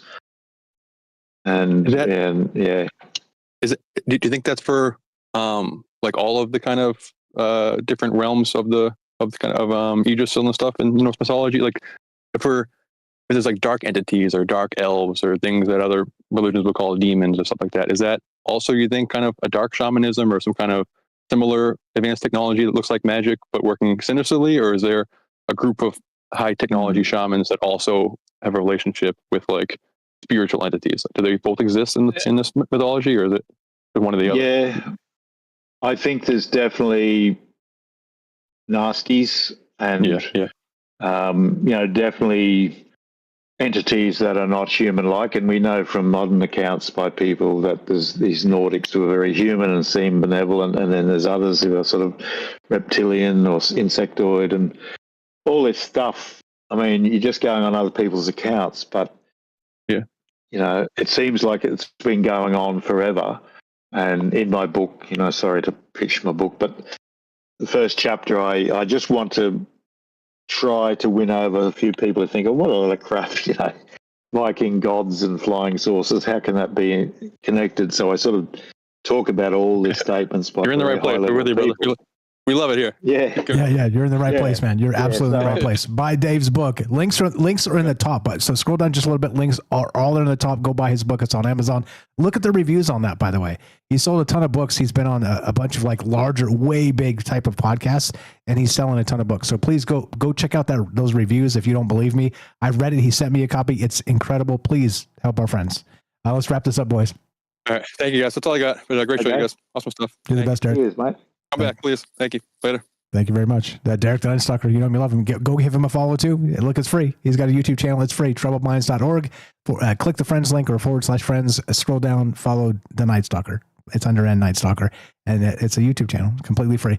Brilliant guy. Been a good friend for a long time, as you know, and always slaying the fire ideas. But yeah, we'll definitely look. We get to the good advantage that we have of kind of having the digital radios. We can go a little long when we need to or whatever. And I think tonight is certainly worthy of that because we have a master here, a master. Like I called you a master 3 times tonight. Should I do it 7 or how do we invoke this ritual to make you believe you're the master? Anyway, believe it in the end. Anyway, David Lovegrove, a master. I said it a 4th time. We'll leave it at that. So we kind of leave the spells ambiguous. Okay. Final thought, and then let's wrap this up. And we will come back to this because look, there's so much here, and we did like chapter 6 and chapter 7 and part of chapter 3 of this thing, and it's so rich, it's so dense, it's so incredible when you kind of again frame it with new eyes. So you know me, you know us. You're definitely welcome back. Final thought, and then now let's wrap it up. Yeah, well, thanks so much for platforming this, and what I've found is a sense of wonder that this has never been talked about much. And it's in an interesting place because when you think of crusades, you always think about Christendom versus, the Muslim world, the Saracens, etc. And historically, yes, that went on for a long, long time, these battles between the two religions and taking territory back and forth and whatever. But that the early taking of the Germanic kingdoms and the Celtic kingdoms by the Roman Church, way back like 400 AD, they started into Europe. That was actually a crusade, but it's never been called a crusade because it doesn't fit the narrative that Christians are the goodies. And, I'm not talking whether they are the goodies or not, or that sort of thing, but I get just saying that the ancient knowledge of the North was viciously suppressed from very early on. And so for me, it's funny because people take people looking at the Bible very seriously, but when it comes to this, it is really forgotten. You know, it does exist amazingly in Marvel. They did a great job helping people remember this stuff, but generally people don't remember that we had a different faith before Christianity, and they wouldn't realize there is so much to know about it. And what it really is, they just think, oh, there's just sort of dumb, primitive Viking types, bloodthirsty savages. But when you study them, you realize these guys are really civilized, and they're actually much more civilized than others at times. And they treated women really well, you know, according to the standards of the times, and they had special sort of honor. And that it's just been demonized because it was just too different, you know. And what it ends up to be, I think, is not a religion. It's a spiritual path, you know. It's a way of being human that's very powerful and liberating, and that's why it was squashed, because it was, you know, Gnostic. It was like, hey, you can have your own connection to nature, to whatever you want to call the higher powers. You can discover it for yourself. This is what we know from our stories, but it's up to you. They didn't really push it on people. They didn't kill them for not believing it. There's no stories about the Vikings going around killing Christians saying you will believe in Odin and Thor or you die. You know, there's just really isn't any stories like that. So yeah, I feel lucky to be looking at it, you know, with a new eye. Same. And I feel lucky to have you as part of this conversation, because I think that's exactly the point. We're all looking at that past with a new eye, trying to recognize where we went wrong. Let's say with our own faith, maybe, or not. Like I said, you change that, you decide that. That's not my thing. That's your thing. That's your personal thing collectively. But I recognize fully that there's a ton of things happening that may or may not be accurate.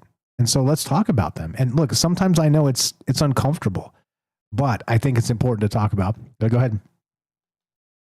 Yeah, well, all I was going to say is part of what I'm into is that with AI, with the robotics, with, you know, inserting stuff into our brains, people melding with the AI, this future world we're sort of sleepwalking into, whether we want to or not, I think this is Ragnarok. You know, I think this is the actual, I don't want to be pessimistic. I don't think it's necessarily going to be really terrible, but David, let's start a religion. Let's do this. Let's just do this right now. Yeah. we're sending out the robes. You guys send us your sizes. The end is nigh. It will be Ragnarok. It will be fiery, and it will be glorious. I'm only half kidding. Sorry, go ahead. Yeah, well, that's it. I think I call it Viking superpowers to make it sexy, but it's not really just about Vikings. It's about humans. I think these are all human things. Doesn't matter where you came from or where you live now or what language you speak, but these are suppressed bits of knowledge that can lead us to become able to warp reality, basically to resist anything evil going on by means other than, you know, it's useless to stand in front of a tank. You know, if the guy in the tank's got a heart, don't get affected, or he might just run you over. But this is talking about something else. This is talking about the ability to change fate, to warp reality, to change minds, to put, you know, whatever into the enemy. And it could even be love. You know, like love is a human power that bad people don't understand. But just to show love to your enemy can do incredible things. I've experienced it myself. I'm sure everybody listening has, where you've done an act of kindness unexpectedly and they're like, what the hell? You know, like, what are you doing? Why are you being kind to me? I'm being mean to you. And it can change somebody. So, and the knowledge of life after death is another big one. Like, if you think that you're going to be snuffed out, well, you better go with the program, whatever it is, because this is all you got. But if you believe that you're an eternal soul and you'll keep coming back, or you go, you know, you might think that you're going to go to a heavenly place and stay there. But whatever way you think, this is definitely not the end. So that puts everything into perspective. And Yeah. That's a superpower in itself, you know. Amen. Makes people very difficult to beat. Amen, brother. And you're in the right place. Like these are the types of sentiments we need to hear, we need to talk about, we need to think about together, because that egregore, as you described, of love itself is undefeated. It'll live forever. And you can stomp it, you can murder it, you can break it in half, you can throw it in the gutter. But guess what happens? People trust each other. Yeah. Eventually, people will come back to each other. Yeah. Good. Yeah. You remember the movie? I consider it probably the greatest kung fu movie ever. What is it? The names escape me. It's set in China. It's a Chinese language movie. You lost me there. I haven't seen any of that. But I'm going to say the greatest kung fu movie ever is Kung Fu Hustle. And go ahead and slay me for that. That's the movie. Is that the movie? That's the movie I'm trying to say. Is that seriously the movie? You got to be kidding me. I think it's incredible. No, that's what I was going to say. You got to be kidding me. But the thing is, where he's just such a shit, right? That's my word for the day, shit, because I'm allowed to say that. But he is just a shit, that guy. And, he breaks the heart of that beautiful little deaf girl who loves him all through life, and he crushes the candy cane that she's kept since they were kids because he defended her against bullies. And, he's just a reprehensible character. But then when the frog dude stomps his head into the ground and he's well and truly dead, and then those two really cool, chain-smoking lady with curlers in her hair and it's so good. Hey, do yourselves a favor, guys. If you've never seen Kung Fu Hustle and you have no idea what we're talking about, that was a massive synchronicity, because it's literally like he said, the best Kung Fu movie ever made. Like, I've only seen like 5 ever, but that's the one that came to mind, and we were talking about the same movie. Kung Fu Hustle. It's so good. It's so good. It's so good. It's very good. What an awesome movie. And, I have to say, this is the 8th time, but I am considered a Kung Fu master, and it's not because I'm super limber and I can do the splits or jump 10 feet in the air. It's that I understand the way the mind works in creating power, but also it's a connection to sort of a creativity. And when I watch that scene where they wrap him up and they do all this stuff and they bring him back, and then he fights all the axe gang and the frog master, the toad master, I had tears in my eyes. I was like, wow, this is beautiful. And when he does the Buddha palm, the frog guy kicks him up into the sky and he goes right up, and then there's like an eagle flies past, and I think he steps on the eagle's back, and then he comes down in like this prayer posture. Yep. And just sort of floats to the ground, and then the frog masters look at him with bulging eyes, and the guy puts his Buddha palm up and just slight movement goes whoom, and it just takes the whole building out in the shape of a giant hand just beside where the frog guy is. And he's just got this serene look on his face like Buddha, and then the frog guy just hits the deck and goes, Sifu, please teach me, Sifu. That was just Kung Fu heaven for me. It was like, yes. If you guys aren't into Kung Fu, if you guys aren't into Kung Fu at all, and you're like, it's not my thing, go watch that one. That one. It is the greatest of all time. We both agree. Very funny. Look, the master, Dave Lovegrove, agrees, and I agree, and I'm just a noob, that is the greatest Kung Fu movie of all time. Dave, you're the best. I appreciate you very much for being here. We're gonna look. Hey, we didn't even get to chapter 7. We didn't even get to the spells of Odin. We're gonna do this, okay? So let's do this. You do a little digging and find some additional stuff that fits in the sagas themselves. Any additional information that comes from your mind and your translations you've done. We'll do a part 2. This is incredible. I know you got a friend to get to. Let's get you out of here. I appreciate you very much, and your time and your knowledge and your energy, and just you Master Dave. Thanks for hanging out, brother. Appreciate you. Please give him a follow. Look, go buy his books. Look, he's written a book. There's more coming. Links in the description. It's on Amazon. You can probably buy it today, get it tomorrow, because Amazon's that voodoo wicked. But also, if you're like, yeah, it's tight right now, I can't spend some money, do spend the money.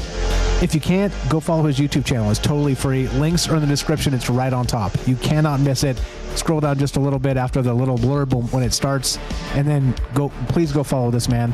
He's putting out amazing content, shorts, medium videos, long videos. He's actually going to these places and talking about these ideas. David Lovegrove, you're a master, and I've called you that 5 times now. That's a sacred number. We'll leave it at that. I appreciate you very much. We'll talk to you soon. Have a great night. Thanks, Mike. Same to you. See you later, everybody. Thank you. Take care.